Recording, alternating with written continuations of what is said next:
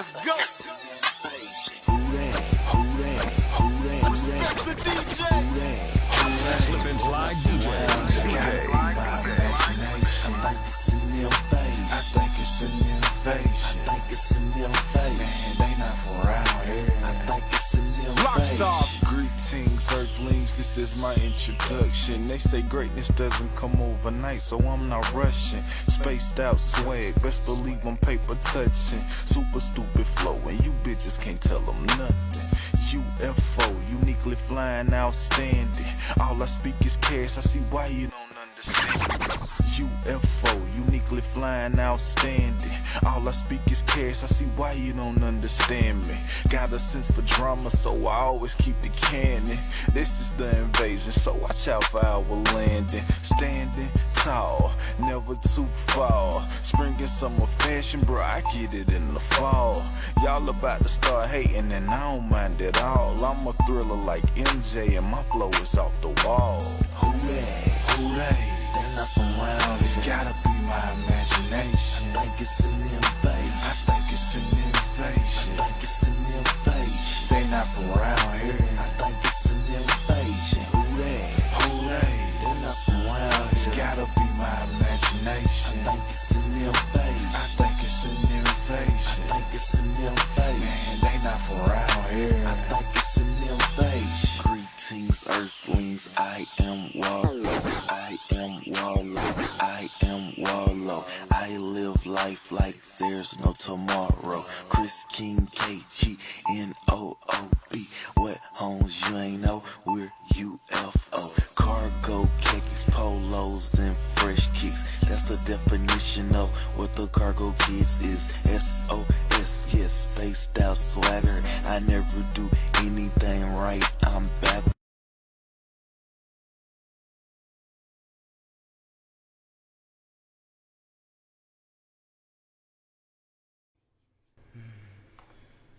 We're rolling. We're live. Welcome to the mothership, bitches. How y'all doing? Another episode on the SS WhoDat. What up? This is the WhoDat Podcast. As always, this is B. Once again, we have the captain, DeMario. What up? What up? I guess over here, the cam. I'm trying to ignore the cameras. Yeah. And Rachel's gone this week. She's going off doing some dope stuff with the club. And we have Tay Tay here, gonna kick it with us this week and What's up? fill in. It's her first time with us, but she's real cool. Y'all gonna love her. But what y'all been doing? Had a good week? Yeah, this week's been good. I've had my ups and downs this week, but it's as far as the podcast, it's been going good. Yeah. Numbers are up. The cam, that stuff is going real well. So Shout out to all the listeners and viewers we have. yeah, what's up, y'all?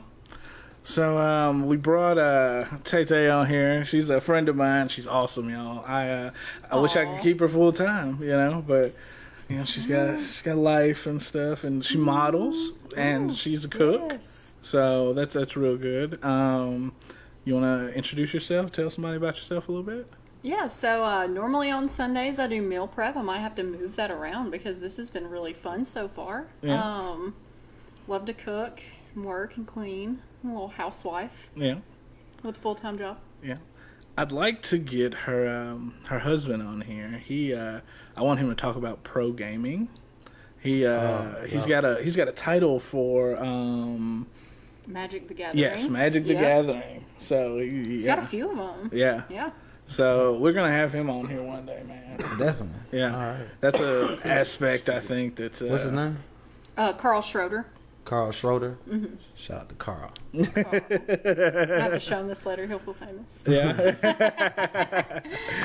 Yeah. What about you? What's your week consist of? My week has been pretty good. It's been interesting. I've just been running around, but I like it like that. Better to be busy. That's a blessing. Yeah.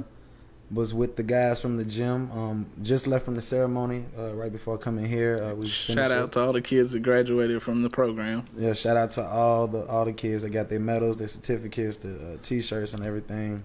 Right. It was real fun. Had a real coach moment. So that was cool. I mean, it's been a nice little week. America's had a tough week. Oh, Yes. America. Oh, America. I've had a cool week though. Yeah, yeah. We're gonna get into that. I think we're gonna do our first guest, and then we're gonna get into the politics. You know what I mean? So stay tuned for that too. We're gonna talk about all that. So but it's been pretty good. Rolled my ankle yesterday.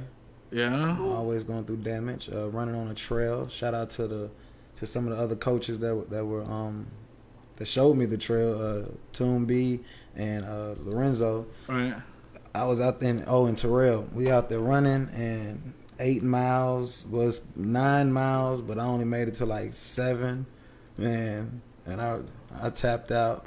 It was my first time, but like it is a trek. It's called the Trail of Tears. Yeah. But it was interesting. And you ran it all.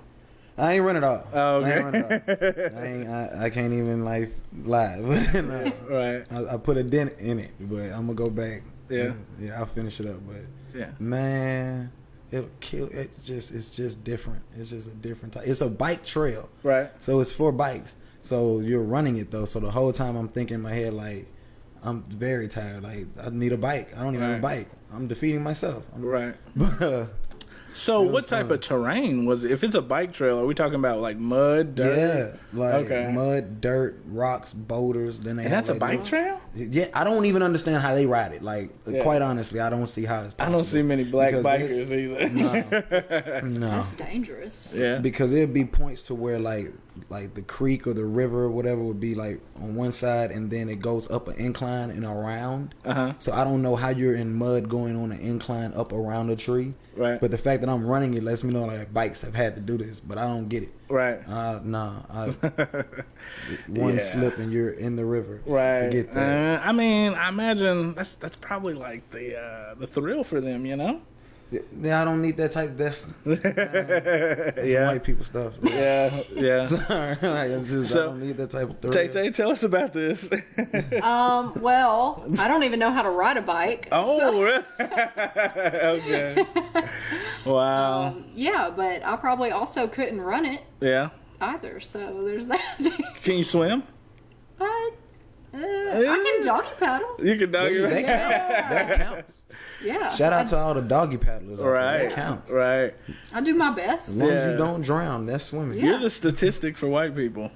No biking, no swimming. You know? No hiking, no camping. No, we don't do none of that. None of that. None of that. None of that. You've introduced me to a lot of interesting foods and stuff, though. Yeah. Yeah. I What eat do some you, weird stuff. tell me about some of them dishes that you were making. When I make different stuff every Yeah, week. you introduced me to a lot of Thai food at one Oh point. yeah, some Thai curries. Yeah. I went I've to been wanting to try that. yes, I need to bring some. I only see it on TV though. I've It's never had the good. opportunity. It is? Yeah. Yeah, it was Yeah. good. I'll vouch for that. It was good stuff, man. I Oh, would it's try. really spicy. If you like spicy. Hell yeah. And then over the weekend, something that I ate was I hope I don't say this wrong. Takoyaki. It's actually like a fried ball, so it's almost like a hush puppy, but it's got octopus in it. Oh.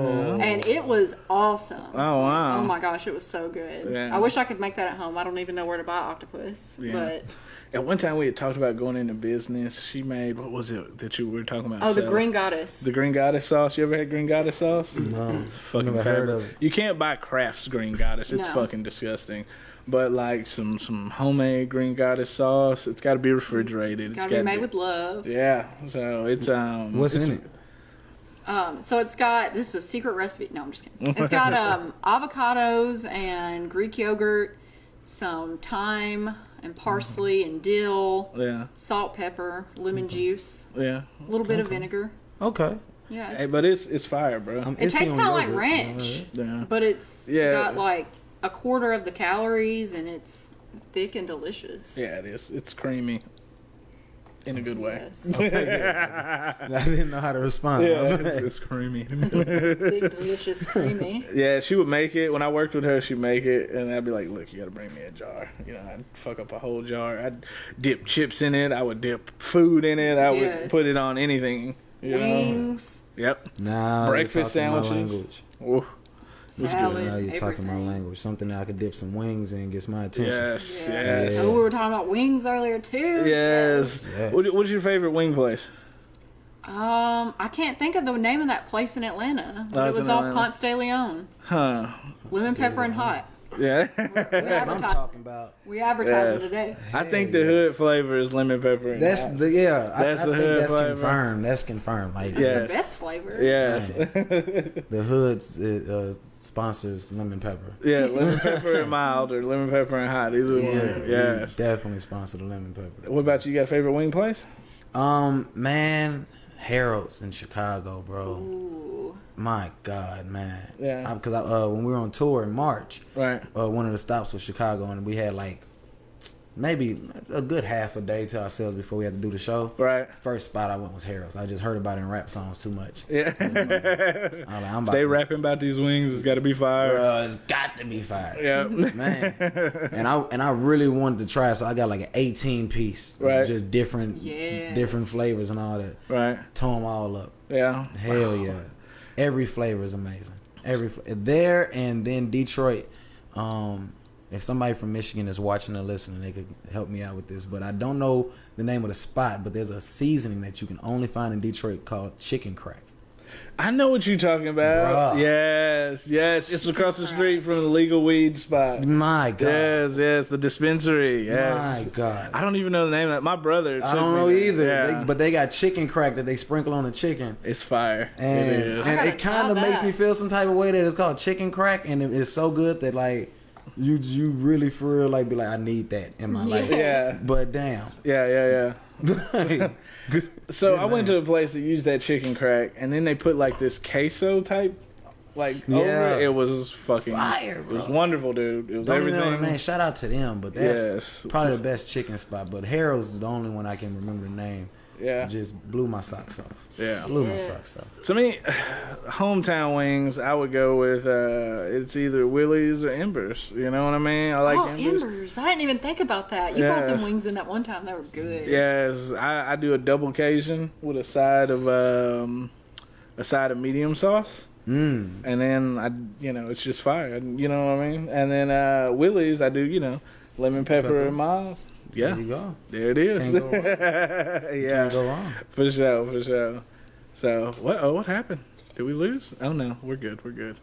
Thought we lost connection for a minute. But So yeah, you got me hungry over here now, man. yeah. Yeah. What's the next topic? What we gonna? We bringing in a guest? Yeah, we got guests today. We got guests. Got me. We've got two guests. Our first guest is Joe from Revolution Inc. He's going to talk about, the tattoo game and, a few other little topics. And if you are on the WhoDat page, if you're not on the WhoDat page, first off, I don't know how you're seeing this, but if you're just watching a watch party or however, go like the WhoDat page. But if you've seen the video on the WhoDat page, it was one of our video of the weeks. Yeah. Yeah, was that was the back of Revolution? Yeah, that was back of Revolution Inc. Did you guys see the video of the guy who just randomly finger bangs himself in the back? Randomly, like outside. This wasn't during hours. So I'm gonna back it up a little bit. So I'm We're going guessing into you it got now? a notification on your phone. yes. Yes. And with this notification, what time of day was this at? 7 a.m. 7 a.m. Just getting the day started. I just made a waking up. pot of caldo verde, Yeah. and I was Nice. just diving into it. It was done, and there's that notification. I look on the phone, and my stew looked good, but this was just insane, man. I couldn't deal with it. I was like, get out of here right now, 7 a.m., and I see the broad daylight. People getting out of their stuff to get into the Maury County public transportation vehicles. All right. And this guy just decided to start doing an open porno right on my back step. Yes, y'all. He literally set his phone down. He put his head to the side like this, and He got comfortable. yes, and Oh, the nigga proceeded. got comfortable. Yes. Oh yeah, he was there for the long haul. Right. And he proceeded to finger bang himself in the ass.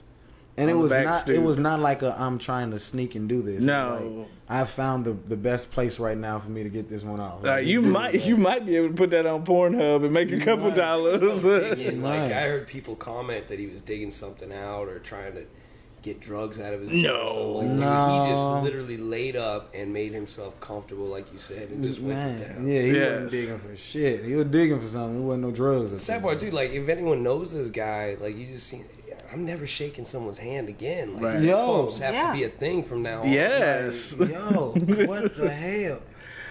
So and then just went on about it. Just moseyed on. yeah, yes. So we when this episode airs, there'll be a skit we did in the beginning of it. You can only catch that on the actual podcast. Yes. You know, all the skits are on the podcast. We don't do them on the live stream and stuff. So, but yeah, that's Go subscribe, download the podcast. yeah, for sure. Even for the viewers, there's stuff that you're missing. So Yeah. there's more when you There's more than just this. So Yes. But the fact, all right, and I don't want to harp on it though, but I'm just curious. When you are looking at the tape, right, and it's the morning, it's whatever. Like, how do you just process? Like, how do you go about? Are there preventative steps for that now? Like, you just take that on the chin and be like, I wish. you know, when it's your business first, like you literally every notification is important because Right. you don't know what's going on. Right. So and that's nice to have that kind of security. So when you're at home, you can always check on it. Right. When you see something like that, you know, like there's no real harm being done to your business, so to say, but. This It's is like, my man, business right now, Like, right. and I've seen that. That's not the only. There's plenty of stuff I've seen on that camera. So the camera like notified you? Oh yeah, yeah. Hey Good Brandon, security. we need to go back there one morning and just fuck with Joe. You know what I mean? Like for real, just go with some wild ass shit. Yeah, Show you up won't on be the- the first. A lot of people have done it. They'll pull up in the front in the morning and flip me off. They'll wave. I had a couple people moon me. You know, Oh yes. just because they knew I was watching somewhere. Like Joe's gonna get this. I gotta say hi. This is a hi, not like I want to see your ass. but Yeah, hi, here's how my you doing? asshole. Yeah, that's crazy. That's crazy. So, Joe, introduce yourself. You're in here. Yeah, kind we of kinda tell just us. jump straight into I'm the story. Joe Canero. I'm the owner of Revolution Inc. Right next to me is my apprentice, Sydney Cawthron, who is phenomenal. Man, that's what we do. We run Inc. and we have fun. What's up? Been in Colombia for 11 years. First starting, I've been here a total of almost 16. Oh wow. It's been a good run, man. I love Colombia. You Yeah. know, it is a good place for business, especially Inc. But it seems like it's getting worse and worse. Every month. What you mean worse and worse? Oh, you got What does that mean? gunshots here, there, drive-bys, shootings. Every pain clinic that goes up, it seems like it gets worse every time another pain clinic goes up. Oh yeah. Sure. Hey, the worst part about those pain clinics, okay, they're there and they're providing them people with opiates and shit, and then they close down and then people can't find opiates, and then next thing you know they're a heroin junkie. You know what I mean? But you're getting It's arrested literally if you like got that. any weed on you. You're right. Thank you. But you Yeah. could legally sell the opioids and get away with it. Yeah. I don't even And then understand how that's vanish. legal. Yeah. Yep. I It feel shouldn't be. I mean, For when real. you sit there, I got one next door to my business, and I watch it every day, and I see the people coming in. They're not in good shape. You know what I'm saying? Uh-huh. They're not. It's heartbreaking to watch, but they get away with this and doing it. I Yeah. mean, it'd be like just if you saw someone dealing crack on the street, the cops would arrest them. It's just as bad. They just got a door you got to walk through first. That's it. That's all. it. They got a business license for That's this shit. it. You know what I That's mean? the only difference. I'm in the wrong business. Right. You know how many guests I've had on here that I've been like, fuck podcasting. You know what I mean? Because they're like, oh, I made 50 grand doing this. I made 30 grand doing that. And I'm like, what? You know what I mean? So, yeah, man. So how long have you been doing it? Tattooing total 17 years tattooing.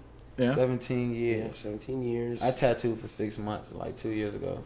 How'd you like it? I mean, I love it, but I realize I don't know what it's called, but if I don't feel like doing a fairy on your foot right now, I know what you're doing. talking Fairy about. on your foot, like I don't. No, that's the Like, difference. I don't have that get up and go to be like, let me knock If this you're an out for artist, you. man, you could pretty much do anything. But a lot of times, like a simple fairy to me or Sydney, we could do. Right. For you, it might be tough or maybe boring. You know, Boring, some people man. don't want to Like do that's it. what you want. But I man, don't when you're wanna in do the that. industry, you get more off on the smile on someone's face. See, and that's the thing. I don't get what I mean? off on it. That's I See, just we like it, though, man. I'm really into tattoo, obviously, but I'm like the culture, like the history of it, the whole thing. Like I was just like from tattoo magazines when I was little and everything. Man, I'll So tell I you a just story. really enjoy One night I'm being one of those working. guys, can make the Watch needle it. go. One night I'm working late, and we're ready to close. I think it's like 11 o'clock. A woman walks in. She wants a baby footprint she had, You know, I've done many. You know what I mean? Right. It's like it's a constant rerun. It always happens. Right. I was like, man, you know, we're just getting ready to close. She's like, well, I lost my daughter. So, you know, then this is where it gets you. Most people will be like, well, I'm closing down. This is the end. You know, we're shutting down. I couldn't do it. I was like, man, I'll stay. I'll do it for you. You know, that made her night. I don't know what closure it gave her, but that made me happy enough to do that for her. Damn, You know, that's so some cool. people might just go, hey, I don't want to do it. See, that's that special quality that like makes like a tattoo artist a real tattoo artist. I wasn't a real one. I just like making a needle go zzz. Man, a lot of people try it though. You know, a lot of people do it. I've seen it. Yeah. I've seen about 30 apprentices in the time I've been in Colombia. Wow. And you will see it, man. A lot of people think they got it, think they can do it, and you see them and you watch them go through the change. 6 months later, they're like, I can't do this. That's what I hit. And there's a the mental wall, breakdown, man. Right. It's Hit the terrible. wall. But that's all right though. You know, at least you're trying.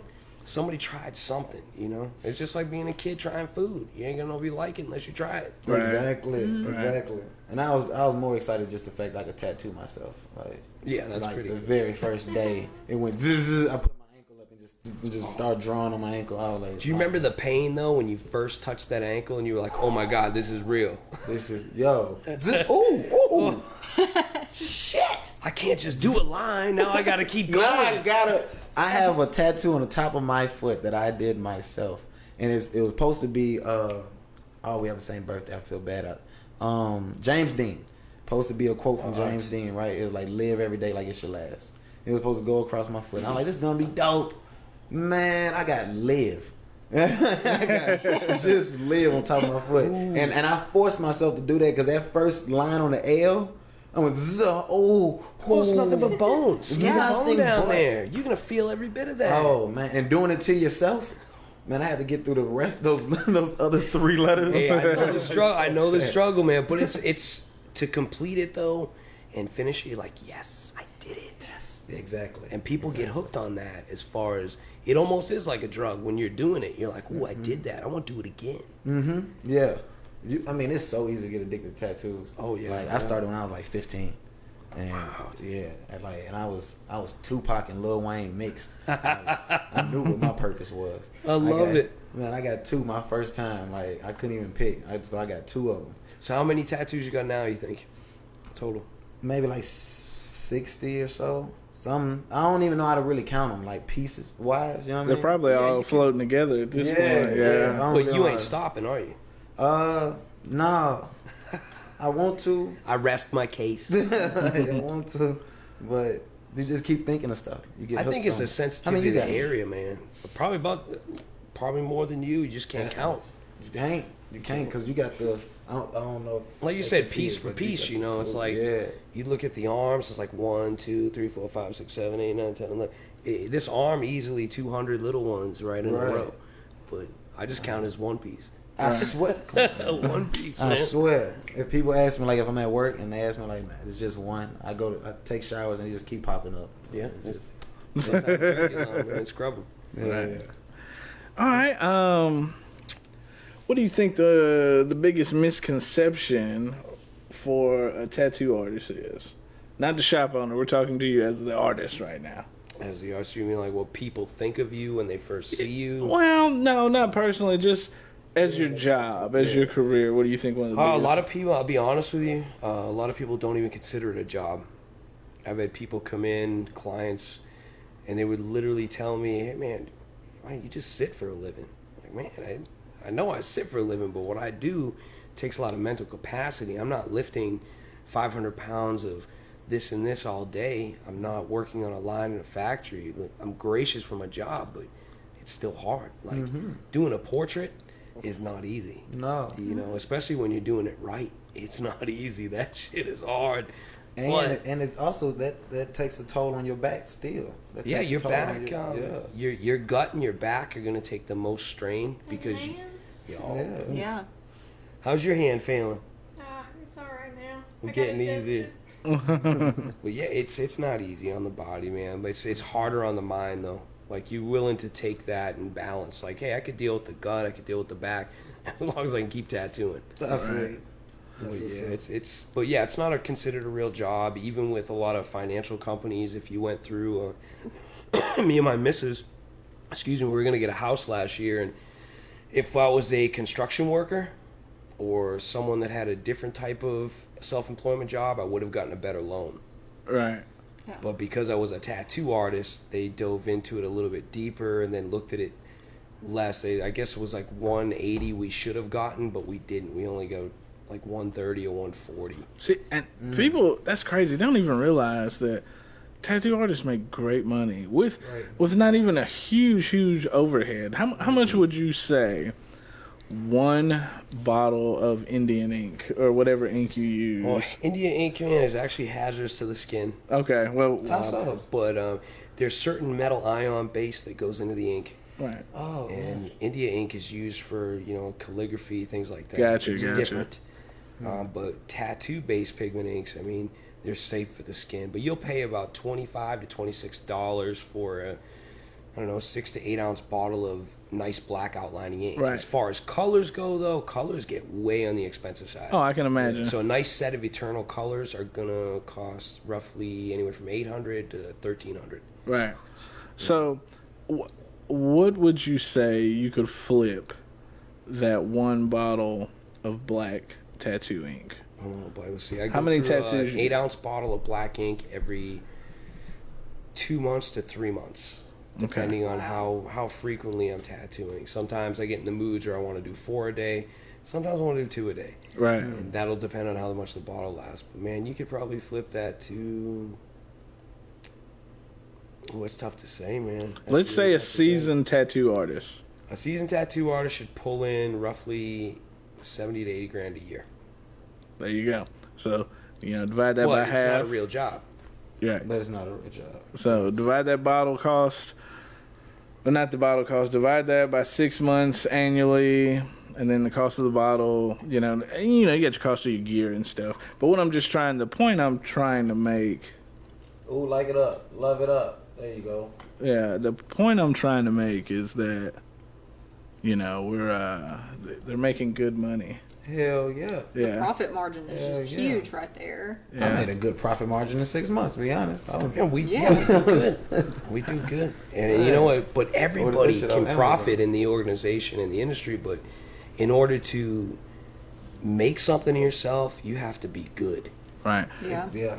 Hey, Like let's. Hard work 6 works. months or 8 months. But if you're good, you'll have a career for the rest of your life. Right. See, that's a trade skill. Yeah, it is. I think it'll get to the point to where they, like trade schools do tattooing. Ask Sydney. Sydney's only been doing it for 4 months, and she's seen the whole side of the industry. That, like you, being 6 months in or something, just doing that at a professional shop, so it's different. Yeah. And I this can kid, only imagine. how much do you think you've made in 4 months? Gosh, Put you right on the spot. probably about And IRS is listening. 8,000. Boom. Wow. 4 months. Right. 4 months, dude. I'm about to get my needle again. Maybe I need some more patience. Boy, this is an apprentice that is thriving. She's not just sitting back and trying to feed off of someone else's reputation. She's building her own clients. She's working on her artwork, her skill. Her trade means something to her, so she's constantly going to evolve. Right. This kid right here, Sid the Kid, is going to be someone to watch out for. I promise you. I give her, she's already doing great. About 2 more years, 3 years, man, she's going to be blowing a lot of people's minds. Yeah, we're gonna be on the lookout. I should say pissing people off. You have Instagram? I do. I need to follow you. Hold on. But so you've been in Colombia in business last 11 years, you said? Let me see. 11 with June. 14 years in Colombia. 14 years in Colombia. 3 years in Murfreesboro. That's where I started. Okay. Man, like we have a pretty good supply of like tattoo shops. Does it like get oversaturated at some point? Man, I'd like to say it would, but it doesn't. Cool. I think we got Yeah, Rainy Ink. We've got Ronin, Brightmoor, Lucky, Revolution. There's another one. I'm not sure what the name is. What, It crossed. like Murray Muletown Tattoo or some I shit think so, like that? but that's 6 parlors in a small community, and it seems like everybody's always working. Yeah. Right. Yeah. It's a mystery to me. I don't know how this works. Did we just solve the economic problem in America? Well, they did a study back during the Great Depression, and people spent more of their money on tattoos than they did anything else. Yeah. Yeah. That's when They wanted that to remember Americana. the hard times they went through. So that's pretty odd for a great. I mean, that was the greatest depression America ever had. And I need a tattoo of this shit. right, I right. want some boxing gloves. I fought through this. You know, Yeah. it's like- That old school Americana. So are you big into like? Well, obviously you know some tattoo history. Like, also, are you big into like the Sailor Jerry's and the? You know, I've adored every aspect of tattooing as far as the styles. I've even done tap tattoos. I've tapped Nice. them into people. Nice. But Nice. Was that here or like did you? yeah, have to go here over there? I, Oh, I okay. taught myself how to do it, and actually had a willing client who wanted it. So I tried it, and I loved it. The only problem is not a lot of people want it. Right. I was just about to ask how many have you done? So I've done about 8. Okay. And each one's fun. It's time staking because it's not like a tattoo machine will run 3,000 punctures a minute easily. This thing is boop, boop, boop, boop. Oh, no. So you can't even have music playing because you have to be able to hear that tap. Right. Yeah. So, So man. it's different though. It's a meditative kind of state that you're in. The client can feel it. You can feel it. It's actually a really comfortable tattoo. Pain wise, I've asked each time, scale of 1 to 10, how bad. They've given it a 1 or a 2. Wow. So with a real tattoo machine, they've always given it a 7 to 9. Right. Right. So Easily. that amazed me because I've always heard that they hurt. That's what's surprising me when you say that, because Yeah. just looking at it, you would think, what the fuck is it? Right. Wait, I know the machine does this, but you're doing. You're just I'm not a gonna- roof man. But You got anything for him, Tay? Anything? Any questions? Oh, I don't know. I'm thinking about this tattoo. I wanted to get covered up. I'm like, What'd need to you go get? make an appointment. Tell us about your bad Wait, so experience. we got a process right here live on podcast. What do you want to get covered up? So this tattoo on my ribs that I feel like I'm dissing right now. An unnamed ex-best friend wanted to get matching tattoos, and I'd like to get that covered up, even though the tattoo was my idea. Yeah. Just because it makes me mad every time I see it. It doesn't make me think of what I wanted the tattoo to mean anymore. It makes me think of like the friendship that ended. fuck that bitch. I don't want her in my life. No goddamn. It's you know kind of what? big though. You know, Like Is- I don't know. That bitch supposed to be my best friend. Pick a cam. She Pick a turned cam on and me. let me know which camera. I gotta see which side. I got one on each side. Let me see which one's the bad one. Yeah, it's this one. All right, turn to this cam here and Wow. So like Okay. this. What's it Like- say? It's in Latin. It says "Take a walk on the wild side," like the Lou Reed song. okay. Nice. All right. Walk on First the tattoo mouse. ever, but yeah, like what do you think could like cover that up? Here, come a little Cool. closer. Let me see. You got a couple different options. Yeah. I don't think it'll be that tough. Like, oh, anything's a broad Yeah, spectrum. it's a You know what I mean? Because you got to live with it and wear it. Yeah, like I don't want like a line of dicks or anything. We're not putting that on you. But We're doing a line of dicks today. most things would be better than this. We could do like a sideways type flower with a stem and throw a little watercolor into it. Yeah, that would You'd have a whole new tattoo. But like I got this other one like on this side, so I'm like, oh, you know, like as long as it just is like symmetrical with like this one. Oh man, that one's a little on the rough side there. Scarred Yeah, she up was new. and flooding. She went over this, I think, 4 times. You can feel it. Yeah, we call it a it's braille raised. tattoo. Oh A yeah. lot of those. Like a blind man could see it, you know. Right. You can read Here, that. I got one Yeah, for you like, right here. You'll have to get that one covered up eventually because it won't even be readable. Brandon, I touch give you that one about right there. 5 years. Yeah. Oh I got- shit, man. Yeah. You got branded. Yes. Yeah, feel this one. You got branded. Sorry, I'm just like. Yeah. Oh yeah. Yeah. Oh, every single tattoo I have is like that. Yeah. Well, you did. Rub my arm. Let me see. Every She single just one is kept raised. going over that one though. Well, I'll tell you this, man. This is an ongoing thing that happens in the industry. Sometimes the genetics and genealogy with people, like we either scar up easy, we keloid easy, we don't take colors, some take colors, so it's different for everybody. And I think I keloid up and scar up easily. It's a possibility, man. Yeah, I can't have metal on my ears. I can have it here on my lip, but if I put it here, it irritates them, it'll keloid, so I've got to keep wood in my ears to keep that down. See, I'm like that too. Like I can't have my ears pierced. I've had my ears pierced 3 times, and it doesn't work. And then I got my belly button pierced twice, and it rejected both times. So I don't know. It could be the jewelry. Yeah. You'd have to get hypoallergenic stuff, real gold or real titanium. Yeah. And that should work. Remember I told you earlier about the metal ion base to the inks? Yeah. All right, so if your skin's allergic to metal or your keloid, if that goes in the skin, that pigment's going to raise your tattoo. So if you go, if you get a fresh tattoo, and let's say 4 days after you have to get an emergency MRI, you can't do it. It'll rip the tattoo from your body. It has to be so many days old to have that metal pigment just kind of settle in your skin before you can get that. Yeah. And see, I was worried about that too. Like with my sensitivity to piercings, I was like, is my tattoo going to reject? What's going to happen when I get this tattoo? Yeah. But I just took a leap of faith, and it worked out okay. Not super happy with the tattoo, but yeah, you know. I've got tattoos all over me, and I just kind of take them as it is, and if I can get it fixed a little bit, I will. But that's where I'm at. Hey, we had remember your star, man? We had to fix that thing up. Yeah, we did. I mean, you've known me a long time. Do you remember when initially that was done? Right. And I wasn't there that night. I was off. But when this tattoo had gotten done, I was so upset when I found out later what had happened. Yeah. Because there's a way to do business in this industry. And I was so mad. I tried to make someone give money back to make the situation better. And it was so bad. Like, I actually pulled him into my shop when I opened it to fix it for him. Yeah. And we did. Yeah, we got it done. Yeah.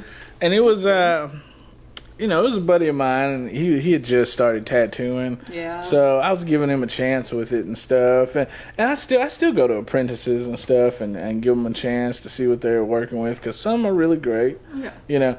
And it wasn't his fault per se. It was he wasn't being coached at the time. Like, you know what I mean? Somebody could have coached him and kind of helped him along the way. Yeah. But, I mean, I think he's doing all right now. And I don't fault him for it. If he wanted to come back and do some work, we could talk about it, Yeah. But yeah, he's come a long way, man. He's doing good. Yeah, I haven't seen anything lately. But, he had just started then. So I was just like... the day he started, though, no matter... there's always a climb. You know? Yeah. And, like, if you get something like that done, they say, hey, man, I'm only charging you $20. Sometimes you really feel better about the outcome. Right. When someone charges you $150 for that, and then you're like, hey, something's not right here. Yeah. Yeah. But he was always humble about the whole situation. Yeah. And very good and kind. Mm-hmm. But the way he is now is the same way. He hasn't changed. So he's doing good. Right. So the future, what's the future of the shop, man? What's the future of your career here? Man, I'm staying. We are expanding soon. Yeah. We've got a lot of people now working with us. Sydney's one. We've got a guy named Rick. Chuck works for us. And hopefully more. Yeah. But I enjoy teaching now more than anything. I really enjoy being an instructor. Right. I don't know what it is. Like I thought tattooing was addictive. Yeah. But every time I see this kid pull off a tattoo, I get more and more enthused for her. Sorry. Watching her progress, though, phenomenal, man. Right. I feel you on that, and in the same way, and Brandon can vouch for me this, as I like teaching new generation of photographers and videographers and stuff. I like teaching them, you know what I'm saying? Yeah. How to do and how to do photography properly, what not to do, how to. He's shown me a lot, and I come from more of the artistic side of it. I'm just trying to take a photo, but make it as much like a painting as I can. You know what I mean? I want you guys to see a photo and like, damn, that needs to be in a museum type shit. You know what I mean? Yeah. But so I'll have just nothing but a creative idea, but he knows technologically how to make that work, like Like you lighting said, wise. there's a photo, but then you're turning it into art. Yeah. Yeah. So he knows like The business. I told him. the real technical aspects. Like even when it comes to lighting. Yeah. Like if I see something, I explain it to him, and he'll be like, "All right, you need 3 lights for that." I'm like, "Oh, for real?" Because I had 1, and I was just gonna like hope the sun fucked with me. Like that's not gonna work. I know. But he does, and we about to shoot a film, so like that type of stuff. Like he can show me. Well, we cool go shit. through the same thing in our industry. You know, you Yeah. got people. There are people out there that can tattoo. Don't get me wrong. You can tattoo whatever you see. You can trace it, stencil it, tattoo it. Right. Then there's artists, and it's like, Yeah. man, hey, I need this done, but I want it this way. I don't want that. I want this. Like, well, I can't draw that. But if you get this one, I can do that one. You know, and then doing portraits, stuff like that, you've got to watch the facial structure, the key details to the eyes, the mouth, the nose. You get any of that, just any of it, a smidgen off, you just fucked up somebody's skin for the rest of their lives. lives. Grandma now looks like Edward Scissorhands. Right. And you're stuck Fucking with it. Danny DeVito daddy. But man, even I see it with a lot of comic book characters. People do those, and man, they turn out horrible. Yeah. Oh, yeah. And with the comic book character, every aspect ratio has to be correct. Like that chest can't be too wide, or like Captain America can't have the Hulk chest and arms. You know what I'm saying? Bro, I could get Wolverine's a mask Marvel can't be tattoo. like drooping down. Oh, the ears. Yeah, you can't. They can't be drooping, man. Right. I've seen it. Yeah. The claws can't be wiggly. That ain't No, how it works, man. dude. Somebody out there right now has a wiggly claw Wolverine on his arm. That's you just tell people it was when the Somewhere. the adamantium was removed. It's the Yeah. claw. Yeah. So You save yourself, you know. You gotta go with it. one of the people on here that are listening, one of the listeners was wondering what is your favorite tattoo, and they also want to know what is your Instagram. Instagram is Joe's Revolution Inc. Favorite tattoo? That's tough. Yeah, that's a lot of tattoos. Well, yeah, 17 years of tattooing, and Okay, I remember one. The armor for the Italian guys was real good. yes, that was phenomenal. Yeah, could describe that a little bit for the people listening. Oh, go to his Italian Instagram. guy named Francesco Damian Blanco. Very good friend of mine. We became best friends because of this tattoo. The guy wanted an armor piece done on his chest, his shoulder, going down his bicep, and he wanted it right then and there. And I was like, man, it's going to take preparation. That's what an artist should tell you. It's going to take preparation. Yes. He said, Joe, how much? He said, maybe $800. He said, oh, only 800. He said, I go Nashville. They say 1600. Why so cheap? So this guy's right now, this foreign guy's thinking, oh, this guy's ripping me off. He's going to fuck me up. You know? Yeah. I'm like, oh, here, I need a big bowl of pasta. He's like, oh, I cook. So he makes a big bowl of pasta. He comes in for the day of the tattoo. Yeah. We draw it on him with a Sharpie. This thing turns out beautiful. He's still got it. I mean, the guy's a beautiful man, you know what I'm saying? He's got a six-pack chest. Yeah. He sports this all over Italy and all around wherever he goes, and it looks phenomenal. Is it on your Instagram? It should be on the Instagram page or the Facebook Dude, you page. do some amazing fucking work, bro. Yeah, you can. I don't know if they can see any of it, but you show some of Yeah. the portraits. The portraits are right Hold on. on. What Like, camera there's you gonna no- take it to? I think there's only 2 people that can do Take this. portraits in this town. It's me and Chad Dingler. See it? They can't see it. It's too They far can't away. see that. Y'all You know need to what? just go- Just start uploading it to the page. Take a link to the page or something. Bet. They'll be up there. We'll get it all up there by the time the actual podcast drops. It'll be in there with the link to the podcast. So we were talking, Joe, outside a little bit, and we're thinking about hosting kind of like a what was it? What phrase did we coin this as? Ooh. What was it? A tattoo off, or how did we coin this? I'd like to put it up. I don't want to be too sarcastic about it, but how about shut your mouth and bring your ink kind of thing? Okay. Shut up. Because there's so much Yeah, talk shut up in and the ink? industry. Yeah. Shut up and ink. November 9th. It's a Saturday at my shop. I got 3 booths. You got, if anyone wants to enter, bring $100. Bring your best client. You have 4 hours to pull off your best tattoo in the 4-hour limit.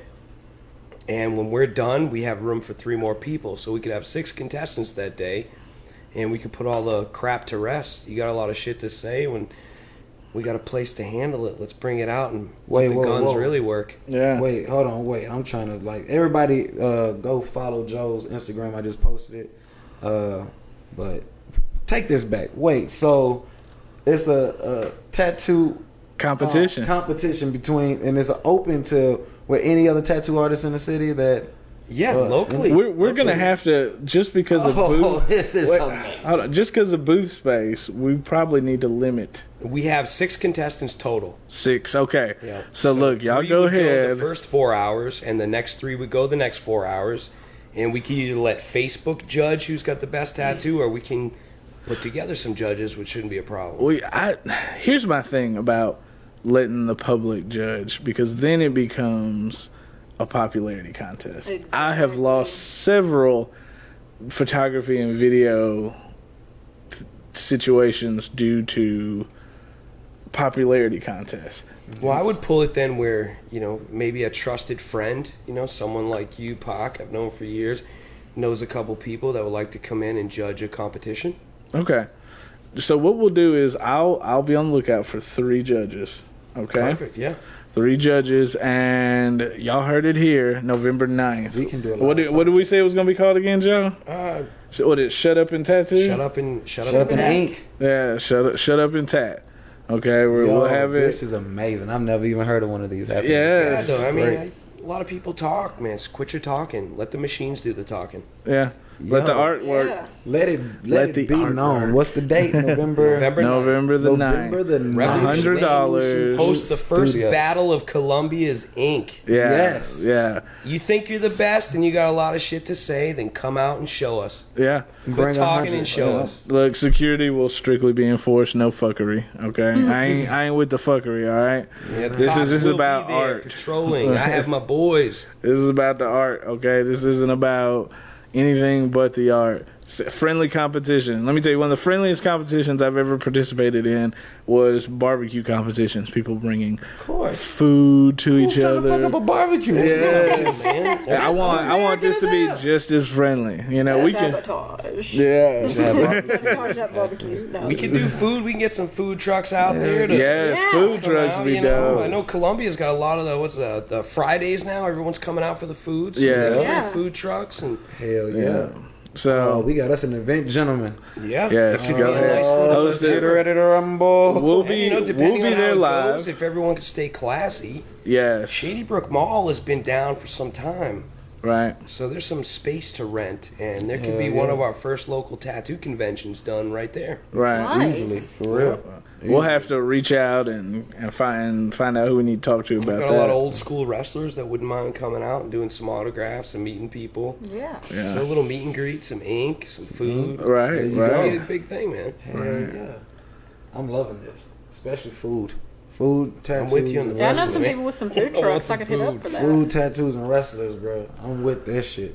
Right. But please, hey, listeners, viewers, spread the word. If you know somebody Yes. that does tattoos and they feel like they can put up a shut up, tell them to do exactly just that. Yeah. What we gonna do? November the Hashtag 9th. shut up in ink. Yep. Shut up and ink. Shut up in ink. Like, Shut up in ink. Hashtag shut up And in bring ink. 100 Run with it. you. Yes, Bring $100. 100 with you. We got to get this flyer jumping. It'll be. Hey, I'm gonna run it.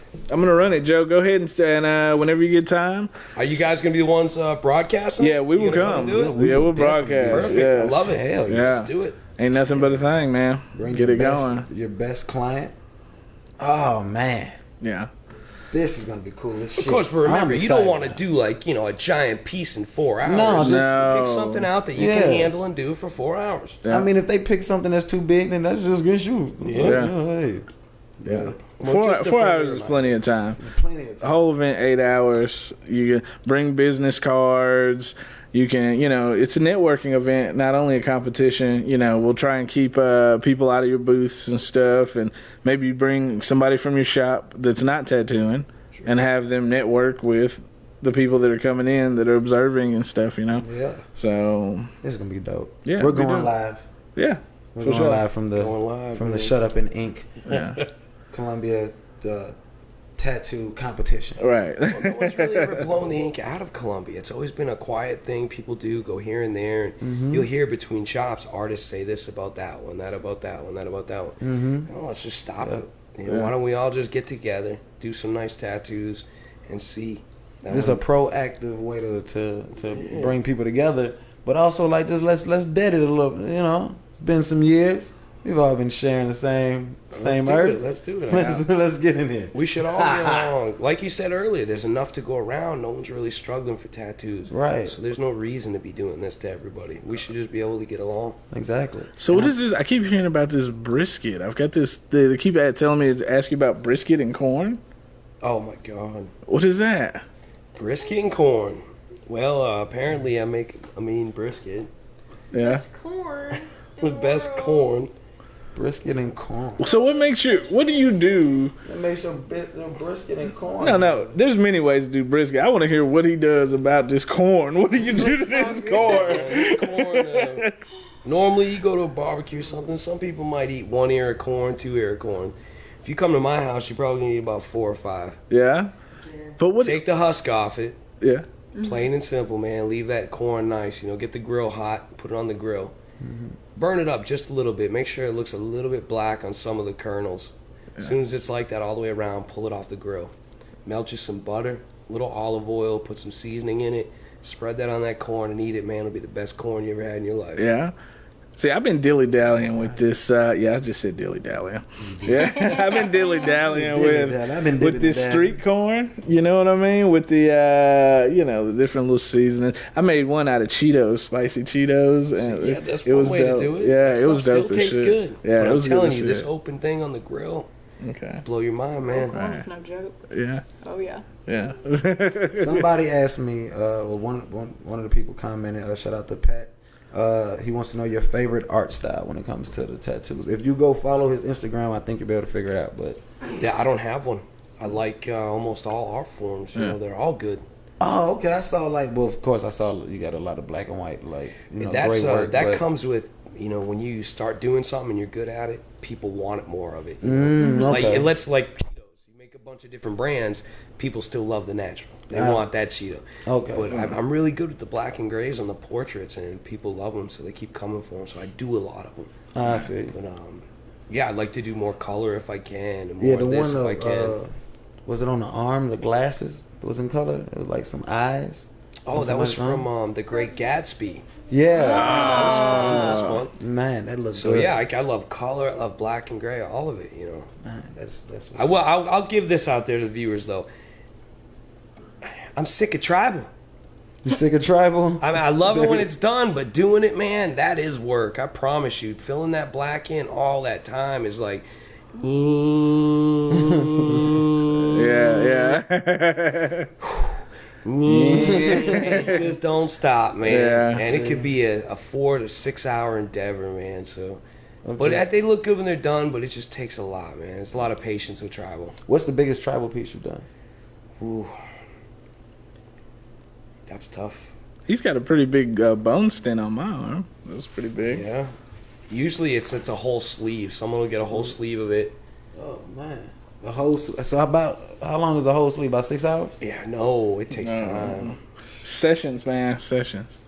Yeah, if someone tells you it takes 6 hours, just walk out the door and come find me at my shop. Yeah. 'Cause, yeah, it'll take a couple sessions. It's going to take a long time. Right. Man. Even when it's finished, you're still going to have another touch-up session.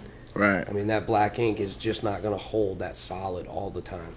Damn. It might on your shoulder, your forearm, but your inside bicep. I never had a touch-up session. Ask Paco about the elbow, even the elbow. Man. Yeah. When you're done, you're going to need a touch-up. Yeah. It's. I mean, all of it. It's just. It I does. know when you're going through the healing process, that shit look gnarly. Yeah. It was rough. It was rough at times. So yeah. But it worked. I've never had a touch-up session. I'm like, I You need should to do that. Do Yeah. that, man. Because here's the thing, too. Like, no looks matter good as how fuck. good, and this is the catch-22 to tattoos, too. No matter how good he does, if you don't treat Take that care of that thing shit the good, fucking right, yo. the healing, Yeah, it's a big gets, part. and then guess what? You're back to him. You know what I mean? I don't know what's going on. During that 6 months, I was like semi-pro. Uh-huh. Shout out to Will Ferrell. But This girl I was dealing with at the time, I did this big rose on her thigh. Oh no. Big ass rose on her thigh.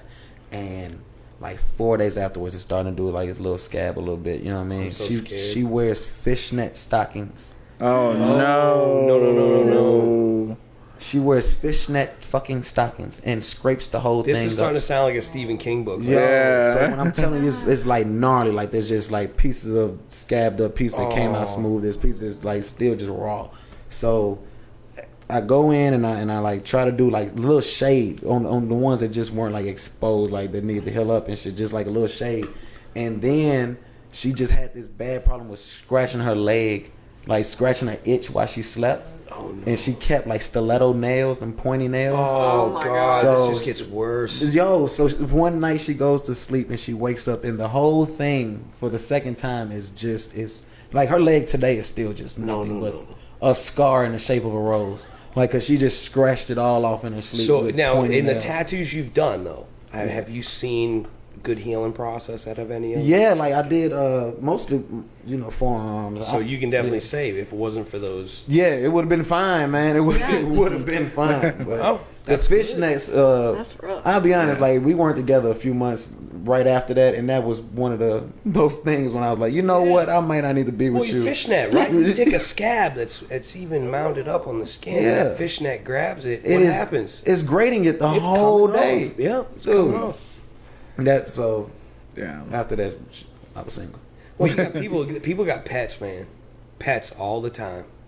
Go home with a nice fresh tattoo. Your dog cuddles up with you like, oh my god, I forgot Fifi. I just got this. Dog licking it. Yeah, that's what I was going to say. Licking it, snuggling Oh, it. you get your foot tattooed. You jump in your bed, put your feet at the end of the sheets. We don't wash our sheets every day, man. No, So No. whatever you put in there the night before is what you're putting in. It's just bad. right on top of you. I've So got people got to be very wary. I've got new tattoo sheets because I know you know how the ink I know, runs out I of know. me.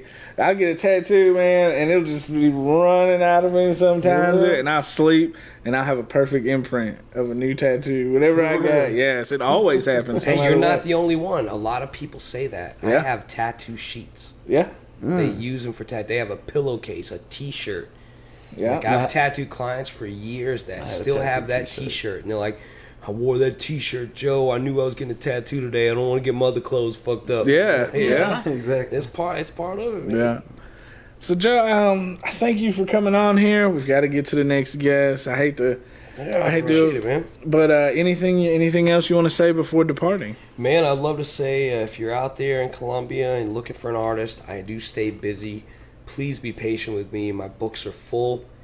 I don't have any openings coming up till end of November, December. Please stop in and see Sid here. Sid is awesome. And we got some other people there too you can talk to. But just come by and give us a shot and be patient with us, please. Sid, is there anywhere we can find your work? Has she already given that? Or? Oh no, I didn't get the Instagram Yeah, yet. it's strange. It's Sid the Kid. It's my personal Instagram, and I put my artwork on it too. Yeah. SYD, CYD, CYD. and it's THA for the. The It sounds like a really crazy recipe for some kind of pot they're going to start. CYD. yeah. So, well, yeah. What do you put in your ink? What? THA. Boom. Thank you, man. Sid _ kid _ CBC. Go follow her. Right. Hey, yo, good work. Jesus. Yeah. And we appreciate you coming on here, man. We'll man, see I you on appreciate you November the having me out, 9th. man. Where are we going to November be the set 9th. up? We're going to be in the front or we're going to be in the back? I guess we'll be in the front because we got a lot of space right there. in Yeah, the you got lobby. African booty scratchers in the back, so. Yeah, we're gonna keep. We might want to bring an extra camera just for the back, just in Yeah. case people see what's That's happening. the show right there. Yeah.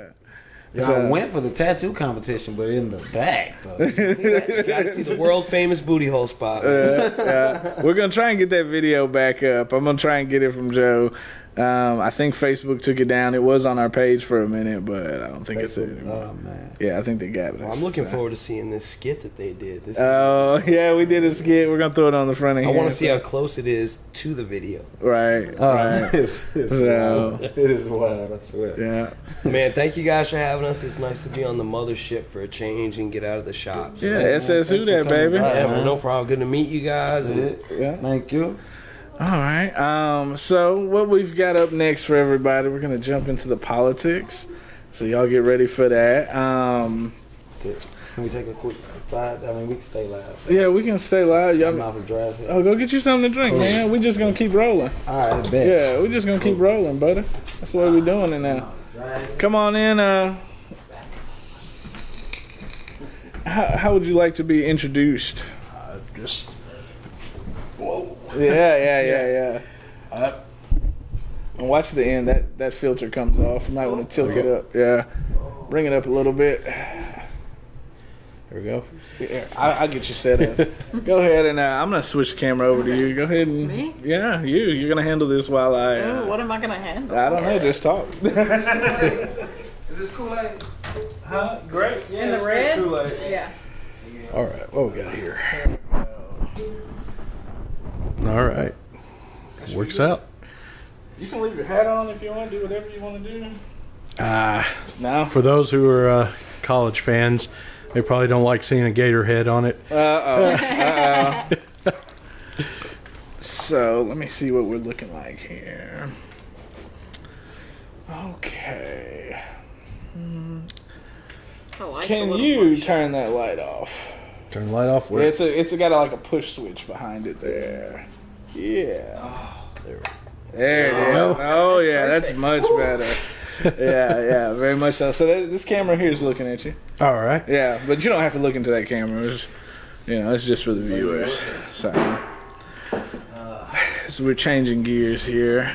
Yo, I'm excited about that tattoo competition for real. Yeah. Yeah, yeah, that's gonna be dope. If y'all need That's help gonna with be that, dope. let me know. I want to like get involved with that. Yeah. That sounds fun. Yeah, how well does your skin take ink? Pretty well. Yeah. This one, the one that I showed you that I want to get covered up, I've had it for 5 years. 5 years. Okay. I feel it's a little faded, but yeah. it's not bad. That might not have nothing to do with the artist either. You No, know, like it's just Yeah. kind of old. Yeah. You know, it's 5 years old. It probably Yeah. needs to be touched up. Yeah, you guys out of here? Now you about to smoke? All right, cool. All right, man. Hey, thank you for all the love. Yes, they're sending the hearts. Whoop whoop. So yes.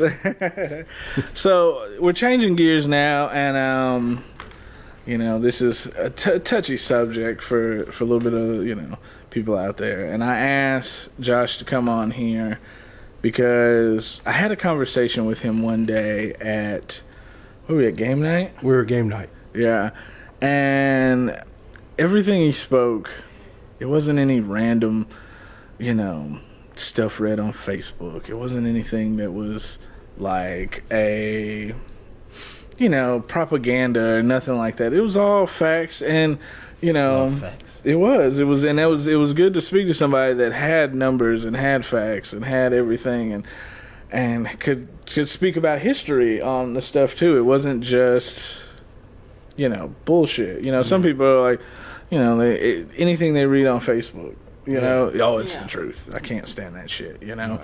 And even I've caught myself talking about stuff that turned out not to be the truth, So go ahead, man. I personally feel like social media has done a great job uniting us, but it's also given people platforms that should never have the ability to talk in public. They didn't need it. No, because you end up having a situation where people make or find facts that suit them. They don't look to see whether the facts are Real. legitimate. Exactly. Right. So you'll have an instance where somebody will pull up something, just in the case of shooters and stuff like this. Right. They'll be like, well, this country right here had a shooting, but they have a ban on guns. It's like, yes, but they didn't get the gun from that country. Right. Or they didn't get that. And that being the case for right now, such as the shootings that have happened in Dayton and El Paso. All right, so how many shootings have there been? Because I saw that there was a shooting in Chicago today also.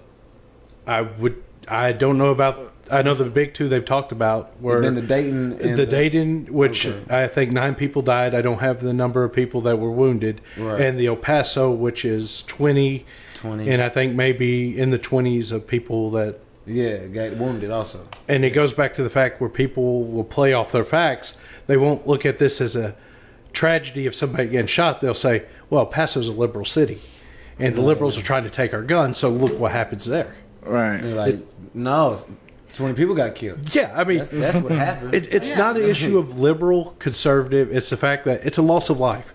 Spirit. And people are so tied up with what they want to believe. The whole idea of defending the Second Amendment and stuff like that. It's like we become numb in issues. It's like when little kids are getting killed. Yeah. Or people going to worship are getting killed. Yeah. People go to a concert in Nevada and get killed. Like, yeah. And it's one of those things to where I feel like we have to either make a decision to act, or we have to at least accept that we're the type of country that accepts this. You know what I'm saying? Because right now we accept it, but we act like we're appalled. But then it continues to happen, and our legislators and people that we vote in Congress, whatever, things just continue to persist, and we always get appalled, and you always hear outrage. But then it just continues, and we either have to be like, all right, we just don't care, we want our guns that bad, or we have to actually do something. The question is, like in some cases, just throwing this out here, as a culture, we're more appalled by sex than we are violence. Yeah. What does that say about us as a people, that we get offended by a bare breast, but we do not get offended by the possibility of somebody being shot, shooting up a school? Yeah. And Right. yeah, I mean, that But a says a bare lot breast. about a culture. Yeah, a mom nursing.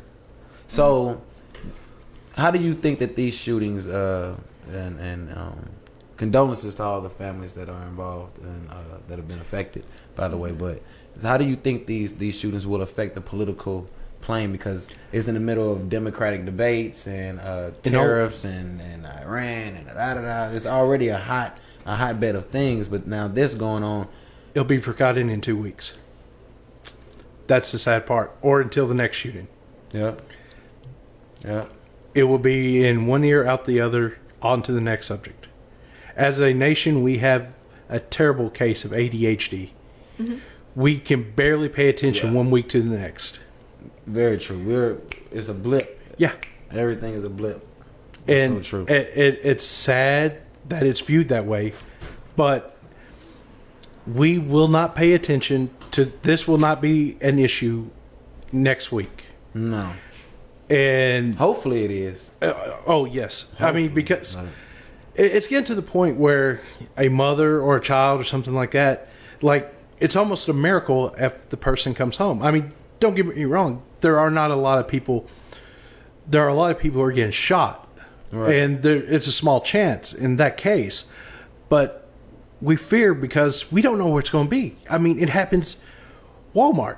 I mean, out of all places, how many times do That's people un-American. go to Walmart in a week? That's un-American. Like with the Waffle House shooter that Yes. happened. If you're shooting up a Waffle House, you're un-American. I mean, well, it goes back to churches and synagogues. Yeah. I mean, if you can't go to worship because you're afraid that you might meet your maker because some a-hole with a weapon decides today I'm going to make the news. Yeah. Right. Yep. Yeah. And in this last, I guess, couple of days, like my timeline has just been flooded with domestic terrorism and people wanting the media to call out the shooters as white supremacists, white nationalists, and everything. Yeah. And I don't know, like, once you identify, then what's the next move? So what does that mean now? Yeah. Domestic terrorism. How do you combat that? Well, not only just that, but they say that they have the point of where guns have been around for so many years, what changed to where all of a sudden we're doing mass shootings and everything. And I've put this point out here 1,000 times. I say it's a community issue, and what I mean by that is that we the people don't have a sense of community anymore. Mm-hmm. We sit on the internet, we sit behind our phones, we sit with earbuds in our ears. We don't want to interact with each other. We don't want to get to know each other. We want to sit in seclusion and create our own realities. Mm-hmm. Go ahead. Well, I think it's more than that. I would think that this has always happened. Because of news and stuff now, we know it happens. Right. Mm-hmm. I think that there's always been somebody who would shoot something up. Somebody would stab somebody. I think the violence has always been there. But I think what ends up happening, we have become reactionary.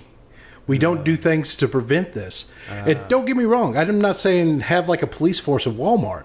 But preventative measures of some yes. kind. Yeah. I mean, such as make it a little harder to get like certain firearms. Yeah. Such as maybe you should have a mental evaluation when you go, to go. When you get a car, you have to take that first test. That first test to see are you able to eventually drive this vehicle. Yeah. So maybe we should do are you going to shoot somebody or something like that, and have them renew it a reevaluation maybe every 4 years. It'll never happen because of the NRA and stuff like that. It's a big And the NRA has a stranglehold. Well, here's the crazy part. There's like the history of the NRA, which I watched a video talking about this. Apparently, the NRA has been this gun happy on it's a more nuance. Like in the 60s and 70s, that kind of thing. It was actually gun control, like smart gun ownership. Oh. So let's say we pull the gun control, okay? Now that's being done. Let's Yeah. say we have a mental evaluation, psychological, whatever. Even though we get that, there's still going to be people out there that are having a bad day, lose it. You know? I think the criminal aspect of it has to be put on, like he said, like Brandon said earlier, it's not just someone shooting. It's not about racism, anything. It's an act of terrorism. Well, it is, and it's domestic. It's like, how do you even? I don't even know how. Like, honestly, trying to figure out if I was to ask you how does the government fight terrorism all over the world, we'd be able to say, well, we might go over there, put boots on the ground, we might do terrorists, we might do whatever. But how does the government fight domestic terrorism? Well, that's the whole thing. That is. I don't know if you want to see what that looks like, and I think that's why they avoid using that term. So, years back, there was a guy in Marshall County. He was making, I guess they call them hydrogen bombs, dry ice and water. Put them in a Coke bottles, blowing them off in the yard. Well, the cops got a hold of him, arrested him. He got a charge of terrorism because of that. Yeah. So this is right there on a lawn in someone's private property. Yeah. Act of terrorism. You go into Walmart, shoot people up. That's an act of terrorism. Yes, it has to be. Yeah. Yes. Yeah, just call it what it is. It goes back to the whole list, though. The terrorism, it's more of an idea, and such as you have to nip in the butt by catching it early, by saying you're fighting a war on terror, right? You can't fight a war on terror. It's a tactic people do. There is no unison in what they're doing. All that's happening is they're raising hell and causing the panic for whatever their mindset. I think the true way you stop some of this is you could talk about the tragedy, but don't talk about the one who causes it. Boom. Because some people, all they want is that voice. Yeah. And when they shoot up 30 people, And you they put got that their voice on manifesto it. that they wrote, and they want that manifesto to live forever and everything. Yep. Now, I made This this has been point. dealt with throughout history. There has there has been forms of it. Like, It used to be called going postal.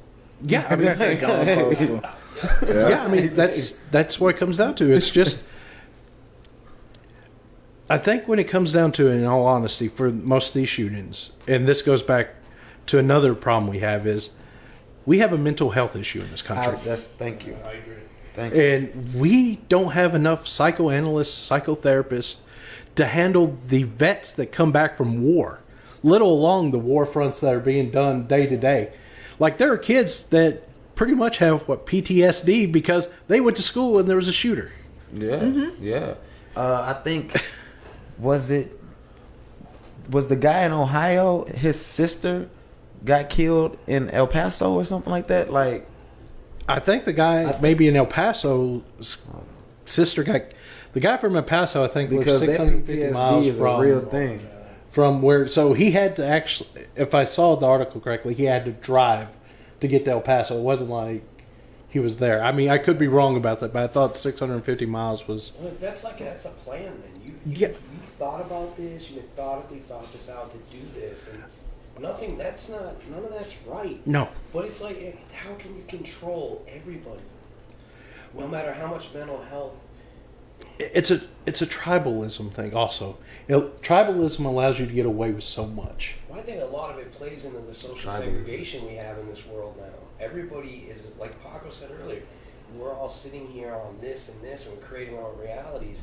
Like, whatever they want to happen is happening. We are literally separating ourselves. So that kid, let's say he's got mental health issues, which obviously he does, goes out to shoot up a Walmart. If he had 2 or 3 good friends, would that have happened? Exactly. Well, that goes back all the way to the Columbine shooting. Yeah. Yeah.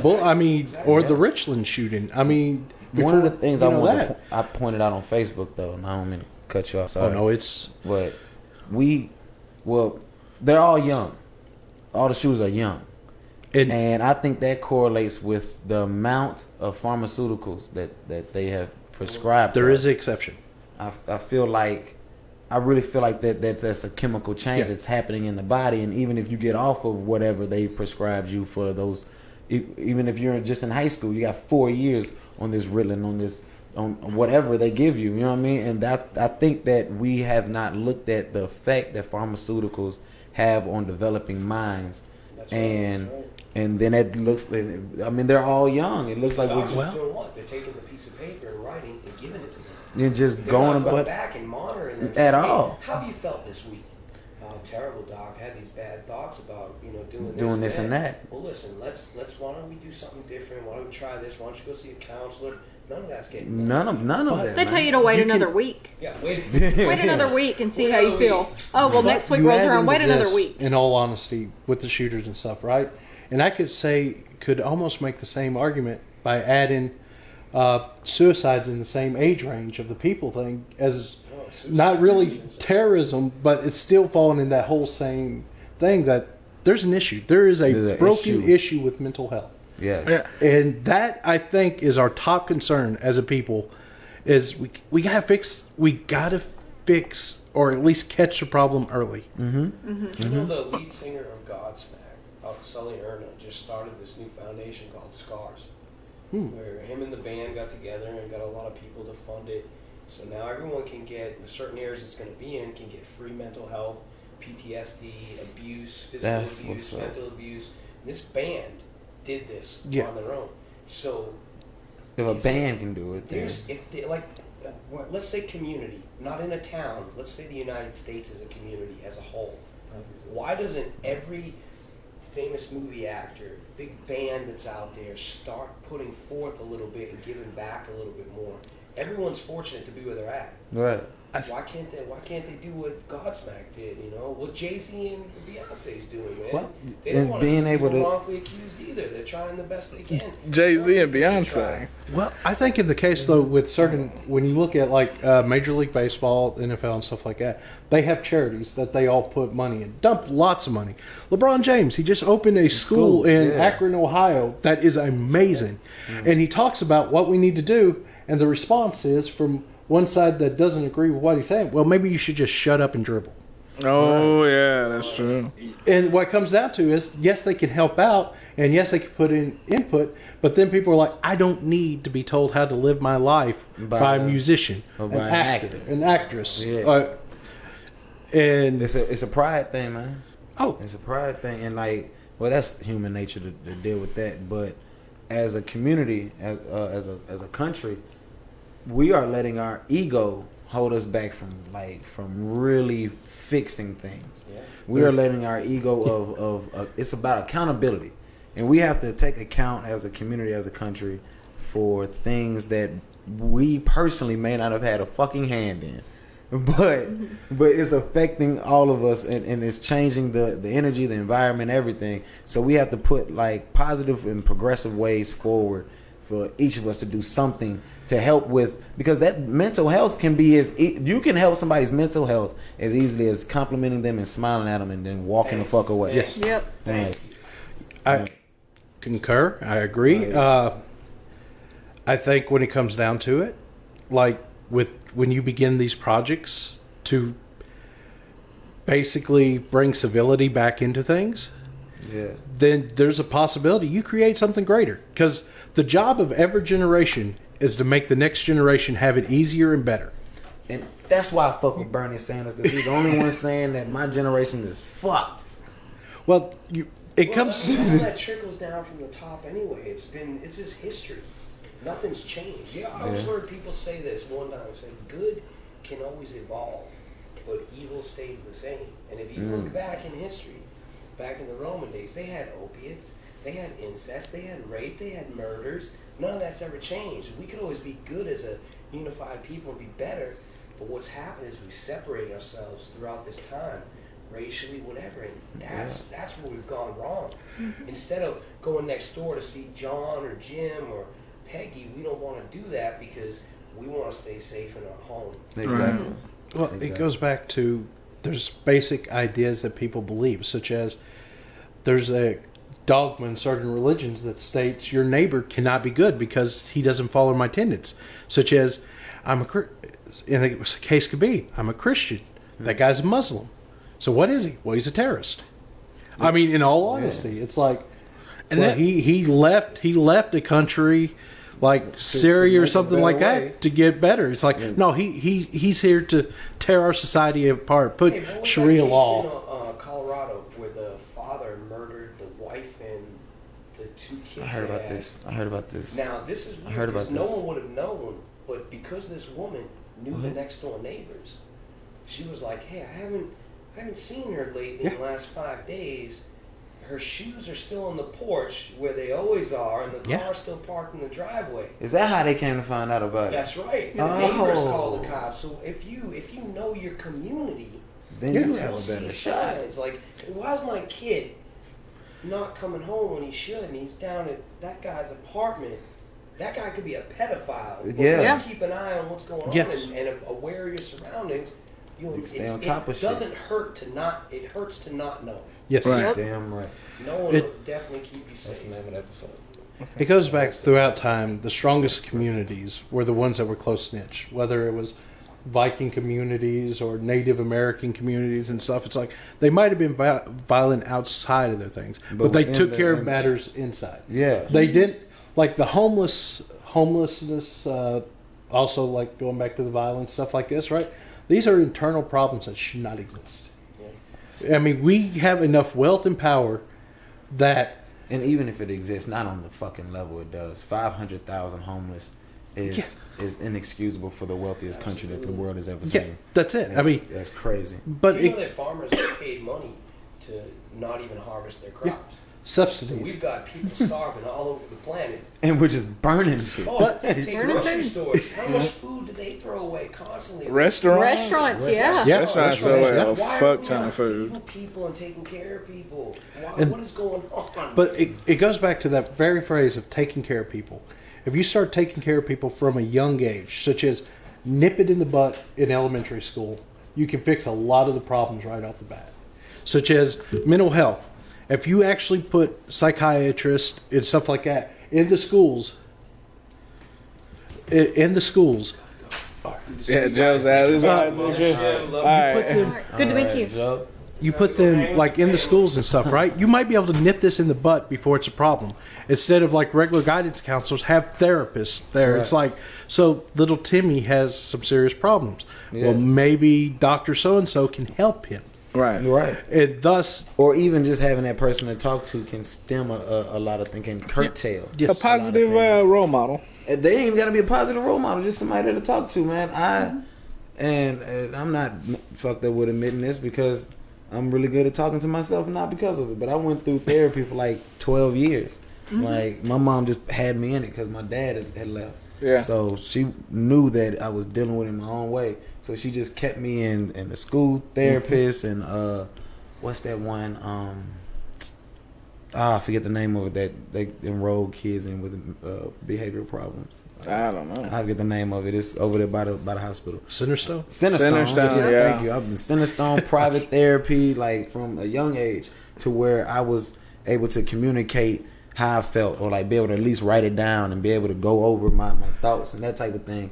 And just having like a school counselor. Have more than one fucking school counselor. Like, right. Shit. Because shout out to Miss Robertson, she was busy as hell. All of us had problems, and we had one black lady to talk to, and God bless her soul. Like she's the truth, but she was tired as hell. Like you be going through some real world shit, but if you have somebody just to talk to, just a voice, then you don't shoot up a school. Yeah, I used to give Snickers to them kids that wore trench coats to class. Fuck that. Fuck that shit. Do you know how refreshing that is, though, to hear that like your mom put you in therapy or like supported that and it wasn't like, oh well, you don't need that, or no, you're my kid and you don't need that. Do you know how many parents are ashamed of stuff like that? And that drives me crazy. She's the truth. I ain't think about that till right now. Yeah. But yeah, she like was that almost made me tear up. Like that's just amazing. Like go your mom. Like your mom's the realest. Shout out to my mom. Yes. It goes into the whole idea of giving a little bit of a shit.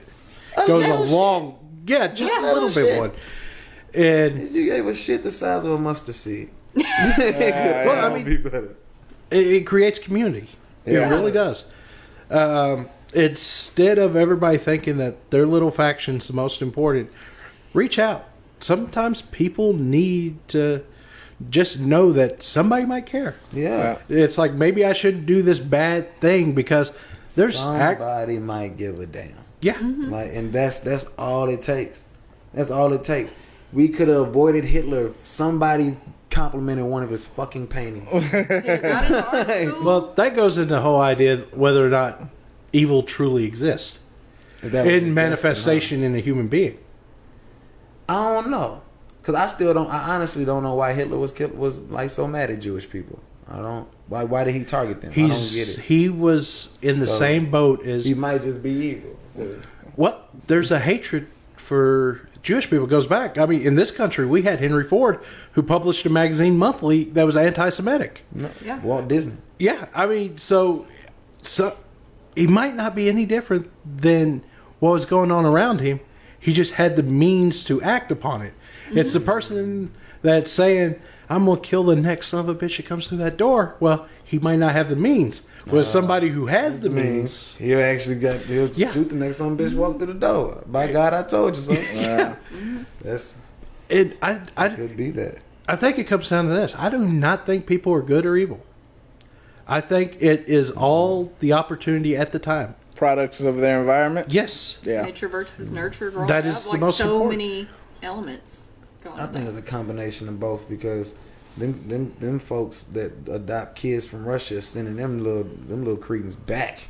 So, I think it might be genetics a little bit too. But in all honesty, when you see a small child, it doesn't matter the country. I mean, the color. It doesn't matter anything. When it is a little child in your hands, right? It is not good or evil. Gorgeous. Yeah. It is pure innocence of opportunity of life.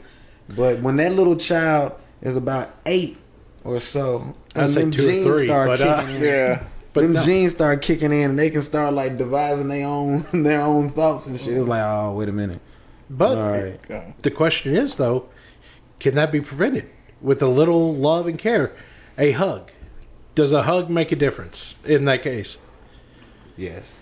Yeah. Hugs save lives. Versus a father that decides, I'm just going to beat the hell out of him I'm going to beat Jesus into him with a leather belt. Yeah. It's just a matter of exposure too. Yes. Like so many people, like I think with everything you guys are saying, I agree with most of it, but I really feel like that rabbit hole of seclusion and information that's obtained through the internet is very dangerous because what we have people taking in information all day, sitting alone in their rooms, in their homes, and they don't have an outlet for it, and then they don't know how to perceive it or take it, I don't think it's all just mental health. I think it's a matter of festering. You know, it's just But stewing all day. I like think that. what you're I don't saying. mind the With, devil playground. I think what you're saying with them being isolated stuff that trickles into the mental health. yeah, Definitely. yeah. Definitely. I've been down the rabbit hole before with just sitting at home. I was really big into like internet gaming. I wasn't really going around socializing, and I was sitting up at home just reading stuff, just looking at articles. I even used to watch the KKK's web show just to know how they felt about us. I like that man. You got Yeah. your enemy, dog. So like, There you go. I Sun Tzu understand over here and shit. how that rabbit hole goes. There was all kind of things that I saw and observed and researched, and I was just like, what the fuck, you know? And, you know, if you never pull out of that and get back in the community and get back to socializing and interacting with the Man, you be world, stuck. it's like I don't know, it's a rabbit hole. It's a black hole. Stuck. It's, Well, you- it's really easy to be racist today. You see all like these bad things happening, and if that's all you're taking in is this negativity, then that's all you're going to have inside, and that's all you can put out. But if you see this negativity, and then you think of like, what good can I do for the community near me? Like, what can I do for the people that are immediately around me? Like, it doesn't fix everything, Right. but it helps somebody. Like, if everyone did that, imagine how different it would be. Well, think about would be actually something. putting programs into play like Girls and Boys Club and stuff Yeah. like that, and basically allowing, just say, the community or like it's the city to take time, pick up the kids, take them to socialize, Yeah. and I guarantee you, in just about all cases, I would say at least 99.9, color's not an issue when it's kids. No. So you can nip that demon in the butt right off the there. bat. Yeah. Right there. So you start having these little interactions with kids where they go play. They be kids. Yeah. They can do baseball, basketball, whatever. Just the community, like the city, basically Actually provides them funds it. transportation where the parents Yeah. don't have to. And they just play. Yeah, be kids. City funded playtime. Yeah. Because I mean, one of the There big we issues go. now, it's like There it we seems go. I like kids are expected to be adults, like going into kindergarten. Immediately. Like off the bat. For real. And For real. allow them to be kids with other kids, and just maybe we can at least curve it a little. A little. Yeah. And Because like are we the top in the world for mass shootings? Oh yeah. we got to lead that. Yeah, I think we led it by 200 Holy. or something like that total. You got cases like, I think in Australia, they had a mass shooting in, I think, 96. And they took up the guns. And they've had, I mean, there are cases of violence and stuff, but Of course. that's going to happen. But Right. it's not mass shootings to the same level. Right, because this is like, and it's I think if they reported how many mass shootings were really happening, we'd be in hysteria. It would just be crazy because it's like to be leading by 200. That's wild. That's nothing. Your news feed is nothing but that. But mass shootings have become so political. And if you look at our history, we used a mass shooting As a technically right off the political date. tool. The Boston Massacre, one of the most famous early, Yeah. treat it for what it is. It's a mass shooting. It's a mass and what they shooting. do it, they used it for a political game. Yep. So what Wow. Yeah. Boom. Yeah. Drop the bomb on you bitches. Wow. The Boston mass was a mass fucking shooting that uses propaganda to get the revolution all the way going. that's just one way to look at it. If you want to are really, the truth. That's a fact. yeah, That's I a mean, fucking fact. it's, and that's what I'm afraid it comes down to. It's. So going into this this political season, I mean, we already know that Donald Trump is running again, and then we have like 35 Democratic candidates that are all trying to poll and fight right now. With a week like what we just had, from what you've already been looking at the political sphere, with this entailed into it now, what do you think? I'm going to treat it for this. I had a political science teacher in college that explained all I needed to know about politics in the simplest way.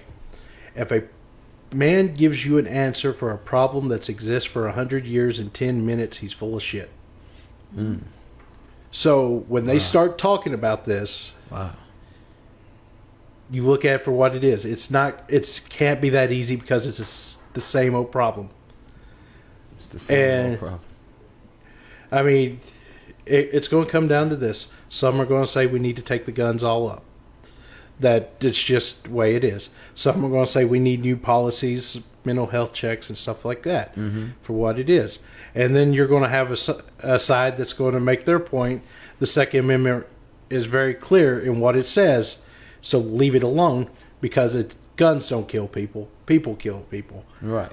It's like, yeah, but it's still a hell of a lot harder to kill 20 people with a knife than it does a firearm. Right. So what do you think? You think all the guns should be taken up? No. Or you think it should at least be mental health checks and I do believe and revisions to the treat it like a car. A car can be a dangerous thing. It is a dangerous. It is a dangerous thing. Man, So niggas get run over by their baby mamas every day in America. and what you do is, you get a permit, you take a test, and if they say that you're good enough to do it, boom, you got your license. But in this case, we check you every 4 years, make sure you ain't on the verge of becoming, as joked around earlier, postal. Exactly. I'd say, and that's something that should be agreeable. Yeah. That's something that should like be what they call bi-party. But Bipartisan. the fact that it's Bipartisan, the fact that it's not, and that's the part. That's all right. That's what I want to ask you. That's the part. Like in this political season coming up, when we know that Trump is running, we see all these candidates and everything. Thank you. Yeah, you're welcome. And we know that we have like 20 Democratic candidates. So how do you threw me off taking my I was really good. Right. Yeah, but we're live and This is my pointer. This was just my thought process. You threw me off, man. All right, I lost it. It was the Trump was running Democratic. We have 30 of them, and the shootings. You messed up my thought. All right, let me ask you this then. Okay. Do you have anything? You've been so quiet over here. I'm taking it in. But what I want to know is, and this may have been what you were going to ask, why is it such a big deal to get mental health evaluations to get guns? Why are people so opposed to that? I don't understand. Thank you. It seems there's a belief that it infringes on your right to have a firearm. By having a test, you're taking away. Because I could see one of the arguments is cars are not in the Bill of Rights. The Second Amendment is. Okay. And that causes a huge debate between liberals and conservatives, such as, is it actually, are you supposed to have firearms, or is that just for a militia? Yeah. But what it comes to is they believe if you add, I think, the whole license thing, I believe there's a possibility you're infringing on that. Well, it says nothing about having to take a test for it. It's my right. Yeah. So it's kind of like whenever I had this discussion with someone that's a police officer before, like why whenever someone gets a DUI do we not take away their right to drink instead of their right to drive? Because if they get their license taken away, then they can't go to work. They can't ever get their license back. And it was told to me that like, well, your right to drink is a constitutional right and your right to drive isn't. Or like it's you can look at it that way. Because we did sort of have a prohibition on alcohol at one point. Yeah, but like then we got isn't it the 19th Amendment? I believe so. Yeah, so like then that got put into place, but it goes back to the whole idea: do you want to put somebody in jail for something everybody else can do, such as if you take their ability to drink away? Well, they're still going to drink in a lot of cases. I mean, technically, though, did you take their ability to drink away, or did they take their own ability to drink? You can look at it like that, too. Yeah. I mean, it's a massive... When do we as a people just stand up and be like, you know what, we've had enough? Because it starts with we the people. And when there's so much stuff that we've just run off that can be fixed, that can be better, that just isn't addressed, that isn't put into place, and even though it could be overwhelming numbers that want this, it could be marches of millions in front of the White House, and they still go through with this thing that 60% of the country might oppose. When do we as the people just be like, no, bro, you got us messed up? Like, you could think of it this way: that makes people think on the same path. Yeah. For religion in Christianity, there's one book. Basically says the same thing. There are 20,000 different denominations of that one book. You can't agree on the one book. Yeah. So now you start to take in the idea of what the forefathers meant and now you have all these different ideas. That was great. I mean, we It just makes great sense. It's great sense. That's why, because we can't get the fuck along. All right. and I think we are very much into our tribes. Yeah. I mean, Yeah. everybody talks about what kind of American they are. I'm Italian American. I'm an Irish American, African American, right? They forget the second part of this is the most important part to fix everything is we're American. We find out what we need to do. We nip that in the butt. Then I don't give a rat's behind what you put in front of it. But let's fix the American part. Our loyalty is to America.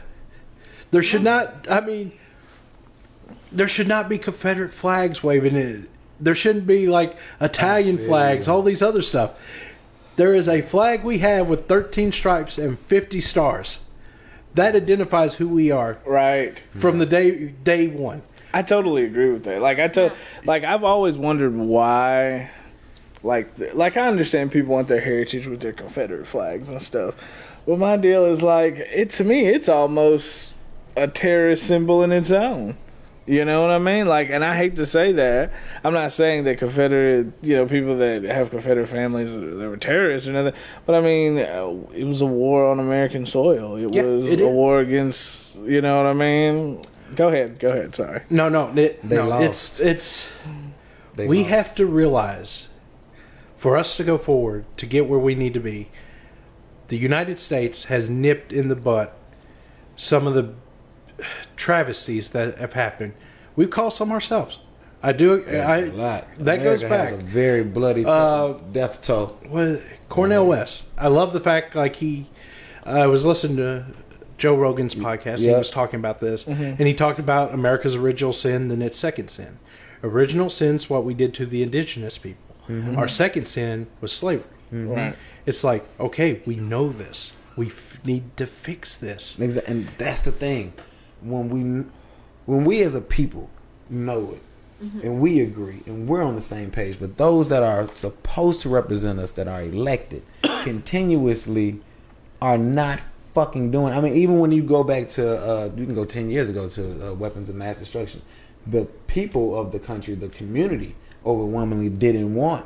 They opposed the war, but it just happened anyways. So at what point, after year, policy after policy after policy, and then thing after thing after thing, we be like, we would like it like this. We agree that this works, and then those that are supposed to represent us keep doing their own fucking thing. Yeah. When do we as a people just be like, all right, screw you guys, let's throw all of them out, start over? The kick is we can do that every 2 years. Why aren't they getting flushed out then? Well, the issue is like some people, whether they get pissed off about it or not, are happy with status quo, because the whole idea is some people have the idea, as long as this train is remotely going in the right direction, let's not rock it. Sure, it's on the verge of the engine blowing up and going to hell, but it's going right now. And I think what it comes down to, that for that to happen, maybe there should be a third, fourth, fifth party of people that are just like, I'm not a Democrat. I'm not a Republican. Yes. I'm in this case, like, I believe I have all these different beliefs. My entire political career is not based upon guns, abortion, and gays. Right. Exactly. That's so true. And I think in a democracy, we should have more than two parties, just to represent, because it's a melting pot, and we need more political parties to represent the melting pot that we have. Because trying, like you said, to crunch all your beliefs into this paradigm is like, well, I don't really agree with that, but I still got to vote for the guy. I don't know. I've been excited every time that there's the possibility they talk about, well, this is going to kill the Republican Party. They're going to splinter off to different factions. They're going to be Reaganites and neocons and all this. Like, that's great. 3 different ideas, 3 new parties. Then the Democrats, they're going to break off because the moderate Democrats don't see eye to eye with the far left, the progressive Democrats. It's like, good. So you know what happens when you have 10 parties? They have to actually start listening to each other to get crap done. Exactly. And it becomes a compromise and not... And now the promises you make, you have to see through, because there's 9 other guys on your ass. But it also forces you to listen to all sides. And that's the big issue. As of right now, Democrats and Republicans have basically become, well, I don't like what you're saying. I'm going to take my ball and go home. Yeah. Yep. And that's a huge problem. How do you get stuff done when you just don't listen to the other side? I mean, I might like liberal ideas, but I'm willing to listen to a conservative because he might have a perspective. I don't see it that way. It might make a little sense. Right. It might. So let's jump back into this real quick. All right. With all that being said, let's talk about the debate. Give me a run. Let's give him just a few minutes to run down like a recap of the debate, in your opinion. I think the debate was really 5 people showing off, and the rest is noise. Okay. It's the 5 people that we know. It's Bernie Sanders, Elizabeth Warren. Then it's Joe Biden. I feel bad I destroy her name so much. Miss Kamala Harris. Yeah. And then you have Pete Buttigieg. Killing his last name too. It's complicated. Pete. Yeah. Yeah, Mayor Pete, as they call him. These, I think, these are bringing in their different categories. You got the far left from Elizabeth Warren and Bernie Sanders, which is that's your true Medicare for all, free university Socialism. In a way, Yeah. We gotta be careful because like socialism has so many variations. Everybody, the only one that people seem to think about is like dictatorial communist, like Soviet socialism. This democratic socialism. Yeah, and of course, democratic socialism, people go straight to Venezuela. It's like actually the Scandinavian countries are the ones they're pulling from. Right. Then you got Joe Biden, who is your traditional good old Democrat, which means he's going to tell you what you want to hear. Right. But he also is a moderate, and he works more towards the other side. Yeah. With the other side. He's not. He is a Democrat. He is liberal by Republican standards by far. But he is nowhere near Bernie and Warren. Yeah. Then you got Mayor Pete, which in a way sort of feels like he's that young flavor of Democrat. He's more of a moderate. He's not far left. Right. He's 37, 38. He's a vet. So he's actually a millennial. So he's the millennial representative up there. His big thing, Indiana, small town, South Bend, Indiana. Most famous for the University of Notre Dame. Same city? Same town. Yeah, same town. Oh. But his little, I guess you would say, twerk that makes him a little different than the rest. He is a gay man with a husband that's running from a very red state. So, Yeah. Well, I mean, more props to him. I enjoy. He's a great speaker. Yeah. When they were looking for the Democratic chair, he was one of the guys first introduced to him. I thought he was a great speaker then. Okay. He has this whole idea, instead of being a snowflake, stiff upper lip. So if they want to say something, we'll take it on the chin and then give it back to them. I like that. Then you have Miss Kamala Harris from Oakland, California. Yeah. For Raider fans, she was your... She was your guy. she was, if I remember, Attorney General from California. She has a healthcare for all. That's sort of weird because she still has like a public option to hers, I believe is how it is. So you'd be able to keep your insurance even though there is the Medicare for all. Okay. She and Joe have not seen eye to eye exactly. Bar.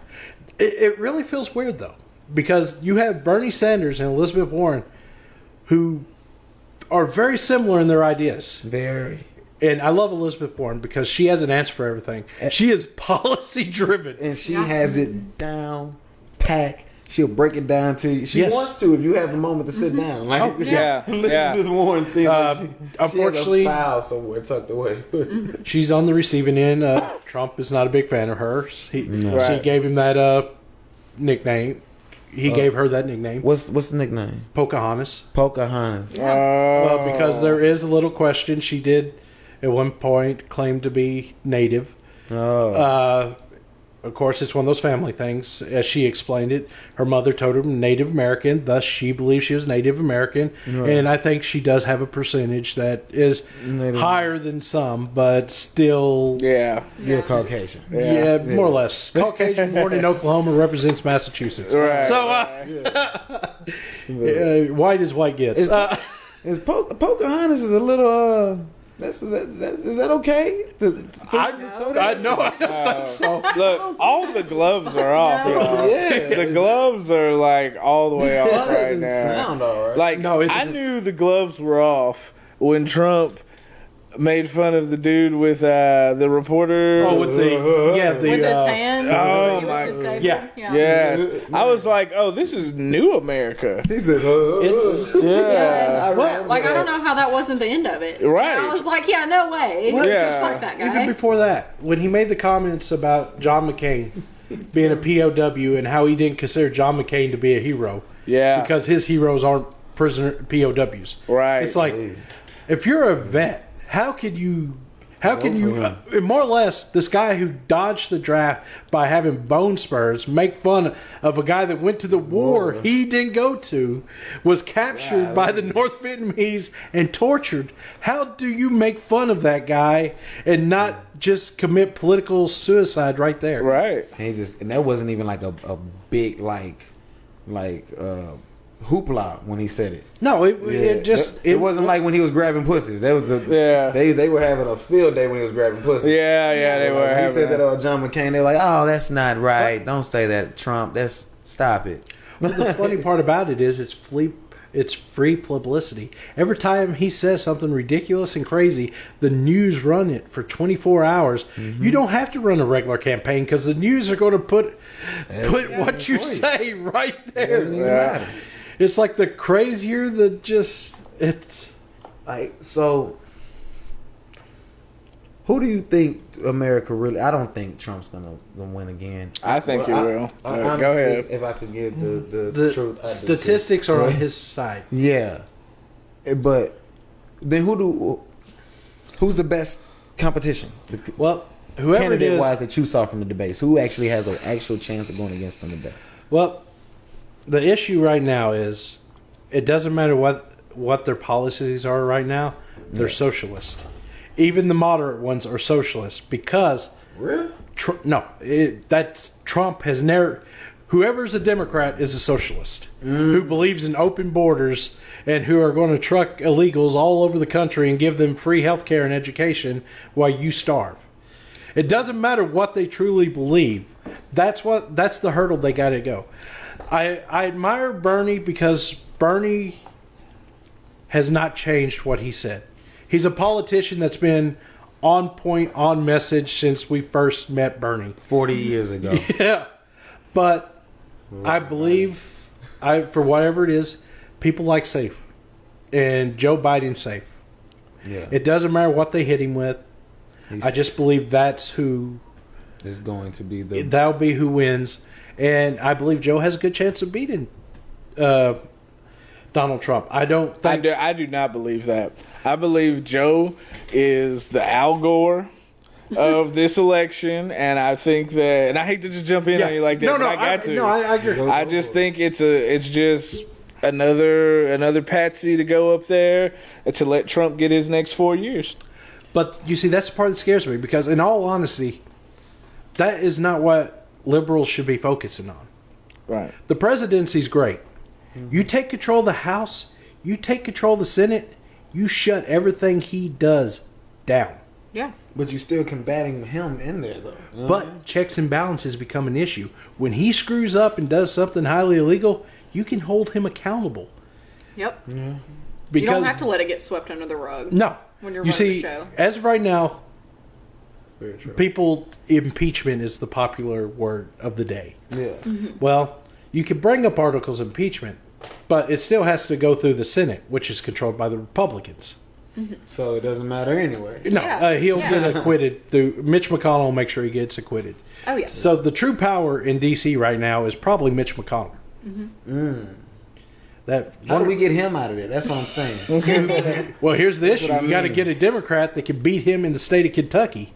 Yeah. In the state of Kentucky, a Democrat. Oh, see, Yeah. That's where it gets. That's this what is we're how up our political against. system Or- works. Yeah. Or you take control of the House. You take control of the Senate, right? Where you have a majority.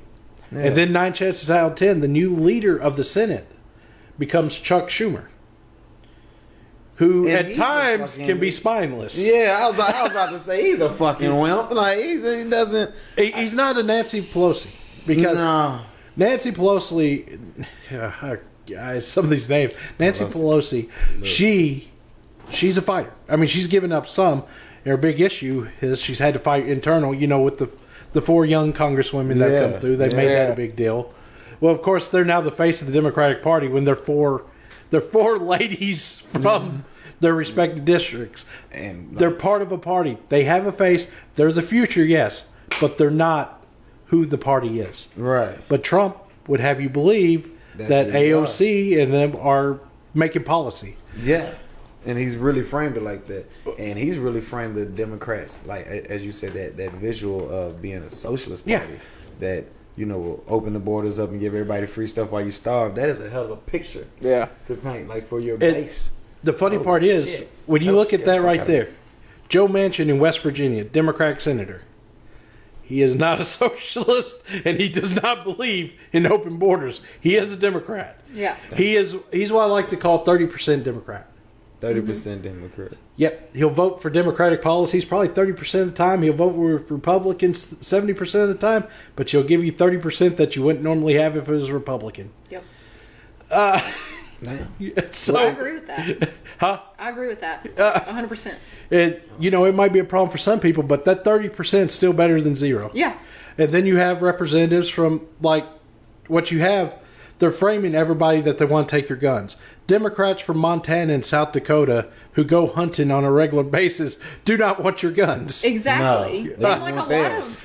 lot of Democrats don't even want to ban all the guns. Like that is a very radical belief that like most people do not have. Like that's just like if you compare a party to extremists on either lines, like that's why we have like such a huge divide and we can't agree because we don't see each party for who they are. We see them for the extremists that we see. Well, and that comes down to it. And on the left, we're horrible. Like, the Republicans are not filled with white supremacists Yeah. that want Right. Confederate Yeah. flags everywhere. Yeah. Right. So, Pickup trucks. yeah, pickup trucks and NASCARs for everybody. Little left turn in my life. That's true. Praise Hale, praise Dale. Right. But I think what it comes down to, you find a balanced ground, and it really comes down to the ones that are towards the middle, on the right and left, coming together to realize that the two on the far end are slightly cancerous towards the rest of. You got to get rid of the extremists or put them out on their own, on Yeah. the right and left, to find a balance of what you need. It's like. I believe certain things should be free just because I don't believe healthcare should be a for-profit. Healthcare and education should not be for-profit. Yeah. No. Can I jump in right here? Yeah. Okay. And that's exactly right. Because just like cancer, just like HIV, it becomes a business and it becomes what's the best choice for profit, not what's the best choice for the people. And I totally agree with you on that. So, anyways, I just wanted to jump No, in there. Go ahead. I agree. We should be curing diseases, not being able to where you can live with them. Right. HIV should not be something that we got a medicine that'll make it where it doesn't show up. Yeah. Is it cured?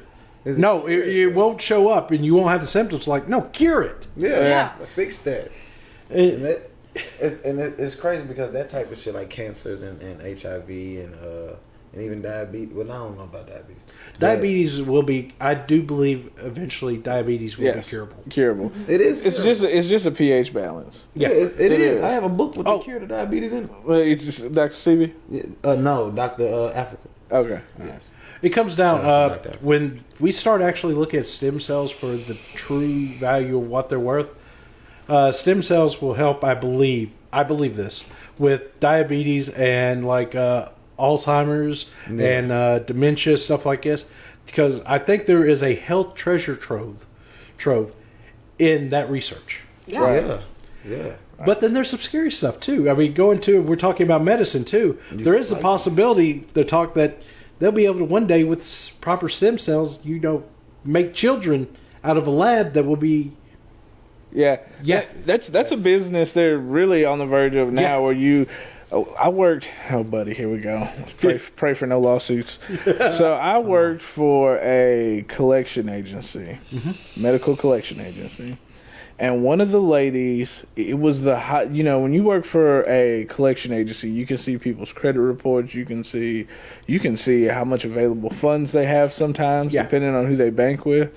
Now, the highest one I had ever seen, which was maxed out 9999999999, like all the way across the report, I was like, who in the fuck is this?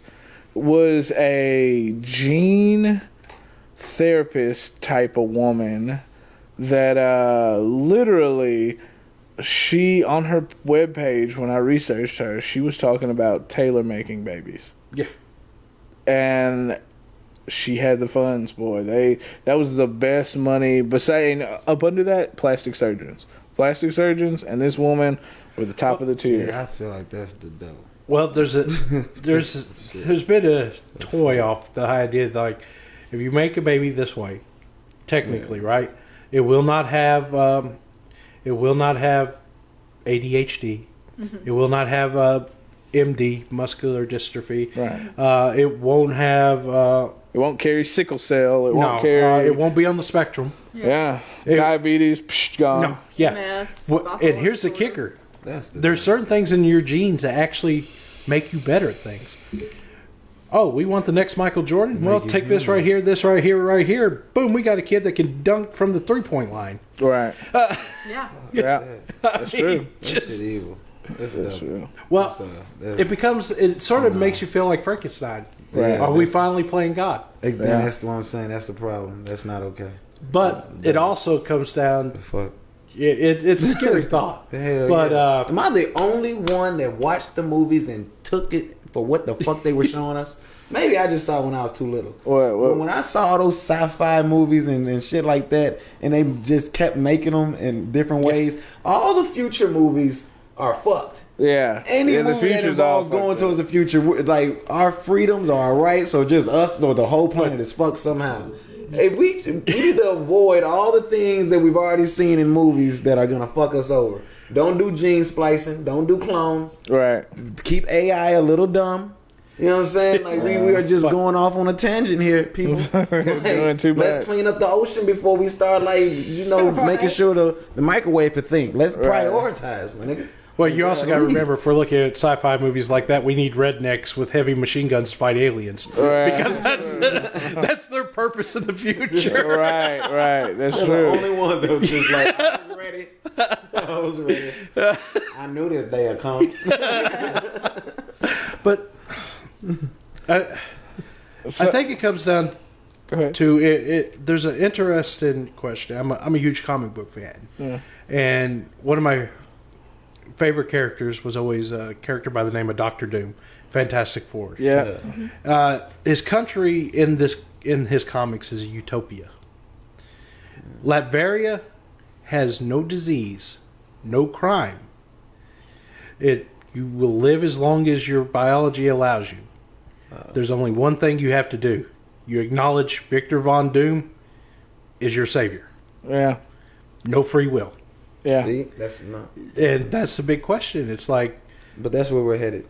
I don't know if we're heading that way, because I think as people we're naturally pissed off, like our leadership, and it does take something like that to create a revolution. Yeah, but I feel like we're very comfortable. We're the most comfortable people in the history of the world.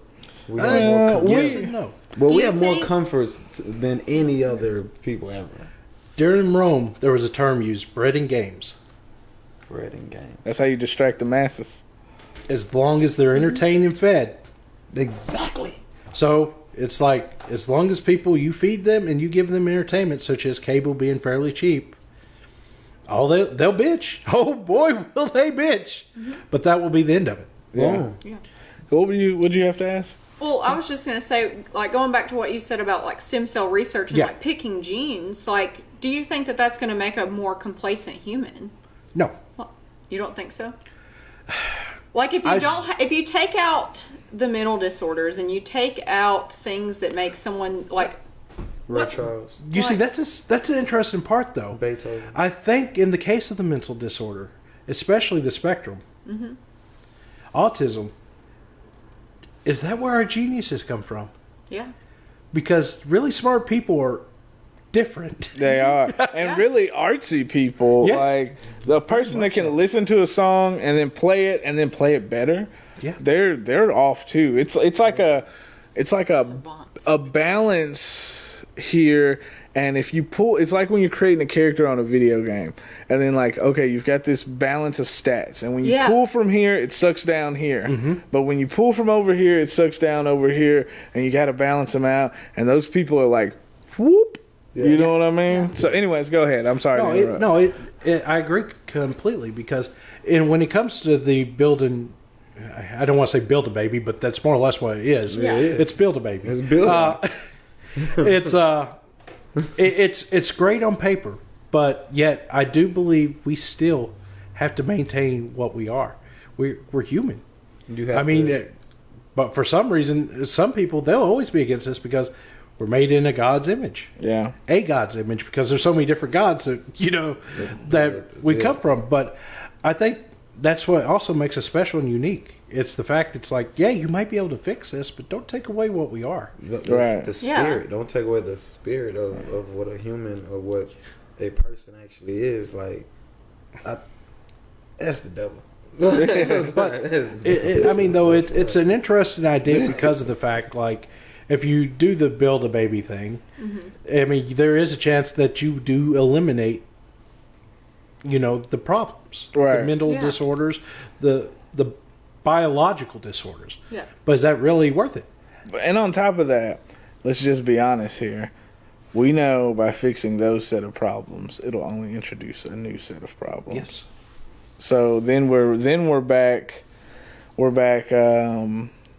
trying to figure out how to fix this, like what if these genetics creates massive migraines in the children because they're so focused, there's no not give a fuck left in them, they're focusing so hard, suicide rates go up, migraines, all that stuff, so what happens if they all become sociopaths? Oh yeah. By programming them, you take out empathy, which is like a very important human Yeah. And there's certain mental disorders make you more empathetic and stuff, or they make you more compassionate. They make you more excited about certain things. Right. And so, like, mental disorders aren't always like a bad thing. Like, I know that like it's in a bad light, especially right now with gun violence and everything. But like, it's not always a bad thing. Like, if you can learn to channel a mental disorder and use it to your advantage, it's almost like you're a superhero. Yeah, for real. That's what Kanye said. Yeah. Kanye said, "I'm bipolar. I'm a superhero." So. Hey, I'm not trying to jump in and cut it. I know you have to be somewhere in like 30 minutes. Yeah. So, y'all, this is Josh Hay. I'm going to have him on here periodically when everything starts spiking with the political world of, situation in America. I'm going to have him come on and give us like little recaps and his opinion on things. I like his opinion. It stays pretty down the middle. Some may agree with that. Some may disagree, but for what it is, I agree on that. Anything? Well, let me just ask you one last thing. Okay. Let me get a 2-year prediction for America. Where do you think we'll be? I'm hoping in 2 years that we will avoid a military issue with Iran. Okay. I'm like, this is a hope in that calmer heads will make it where we don't go to war with Iran. Right. I hope that, I will say this, I'm not a huge Trump fan, but talking to North Korea, just talking to them is doing a little better job than we've done 50, 60 years. Right, we've made bounds with that. And I'm hoping they take that same approach and we get somewhere with Iran. I'm afraid for our economy. We've been riding high for a little while. Yeah. We're overdue to trip and fall. Which, hold on. Which, with that, if we do trip and fall, all you people saving money, is now the time to buy the house when we trip and fall. I bought my house during a recession. It was the best move. I bought my classic car during a recession. Best move possible. Save your money. Get ready for this fall, because when you fall, you can ball. Anyway, go ahead. But it goes down to, these happen throughout history. There are recessions. They just, any point where you're riding high, you eventually got to come to earth. You could get right back up there, but I'm afraid that recession will happen. Well, you could be like Greece and Rome. Yeah. But the part that I'm the most afraid for, and I hope it settles down, is we need a little more civility. Yeah. Mm-hmm. We need to stop. This is what I'm hoping. If we treat each other a little better, we talk to each other, then we could at least get ready for a good future. Mm-hmm. A future where we remember that we're America. We're the United States. We don't need to make America great. We just need to twinkle little things here and there. We feed those who need to get food. We give those who need clothes. We give them homes. We take care of the people that need it, and then we get ready for the people that are going to come, because when it's all said and done, we are the shining star. Right. Why do people want to come here? Right. Yeah. So I'm just hoping for a positive. It's going to be ups and downs. That's 2 years. That's my opinion. Right. 2 year ban. Okay. All right. Ups and downs. Well, thank you, Josh. Thank you for coming in. Thank you for sharing with us. I appreciate it. You know, I'm trying to get diverse guests on here and diverse topics, and he is part of that. So it was a pleasure having you on here, and, you know, hopefully we'll see you soon. Yes, sir. We'll probably see a lot more with it being election year. So Yeah. Well, we got a primary, then we got the big dog election. yeah. Mm-hmm. I'm expecting as much name calling as a second grade playground. Oh my god. Right.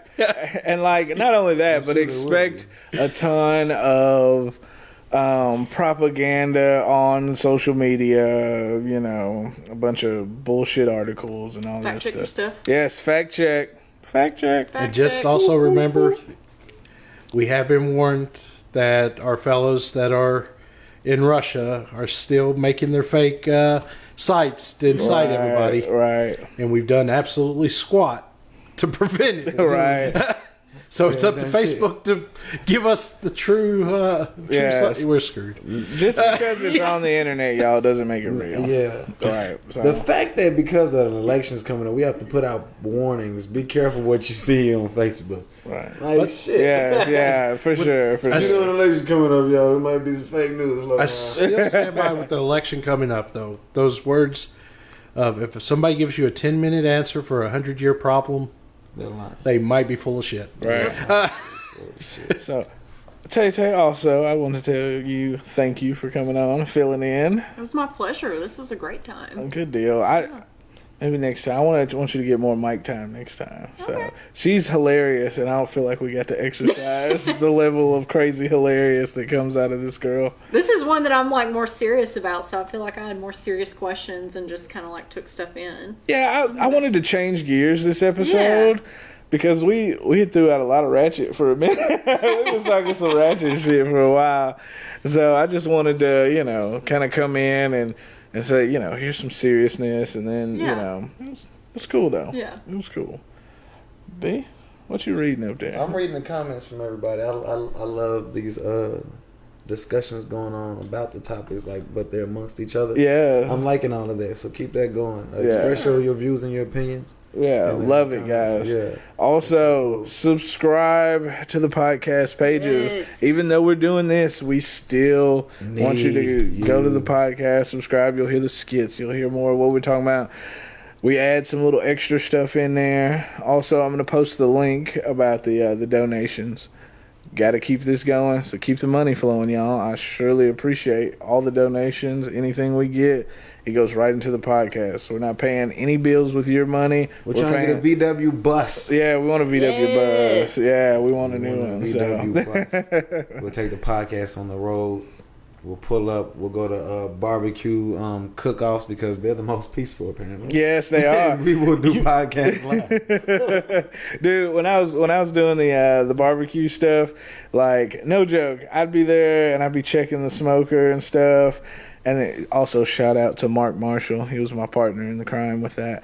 But oh my God, how did I forget his name? Ted.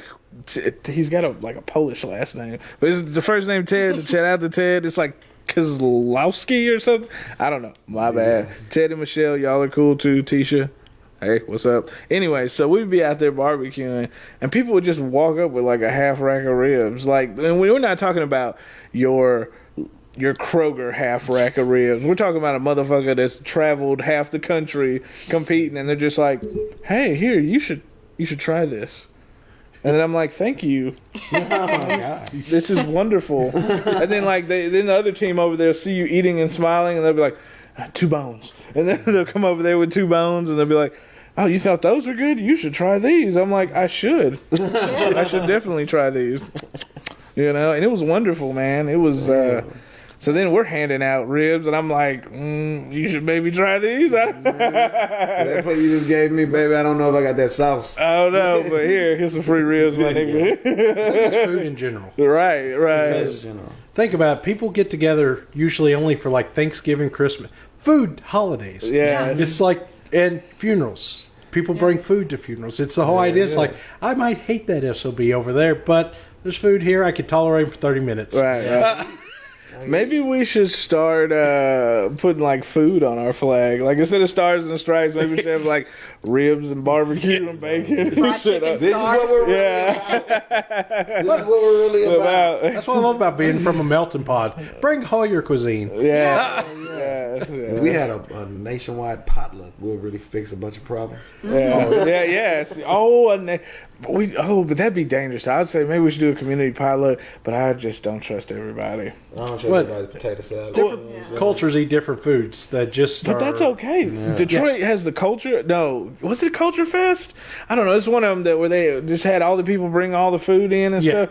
But man, like a community potluck, that might be kind of too much. But how do you tell the person that's cooking for your pot? Oh, we might get the butthole potato salad. Yeah, the butthole guy. Well, that plan just got shot down. Yeah. Just the possibility. Well, No from time to time, there's always that one person that can't cook worth a shit. That just like, this is. Yeah. Oh God. Should have brought some Lay's, Karen. Yeah. Should have brought some Why didn't you Lay's. bring the punch? I appreciate the enthusiasm, but this, too much. So, all right, guys. We're gonna conclude this. We're at 2 hours and 15 minutes. Yeah. We gonna have to figure out. Hey, yo, donate. Yeah, for real. Donate. I hope y'all enjoyed that 2 hours and 15 minutes of gold. That's a blockbuster movie. That's a blockbuster movie. You're welcome. Yeah. So, Donate. We need a VW bus so we can do this on the road. right. That's my goal. I want us to get a VW, man. The newest episode coming up on the actual podcast, I think the one to air is Brand's ready. He's gonna be. Oh, okay. Yeah, that'll be the next one. So download that, listen to it, get the full interview, and enjoy it, man. So look, this is the SS WhoDat, and I'm signing out, homie. Peace.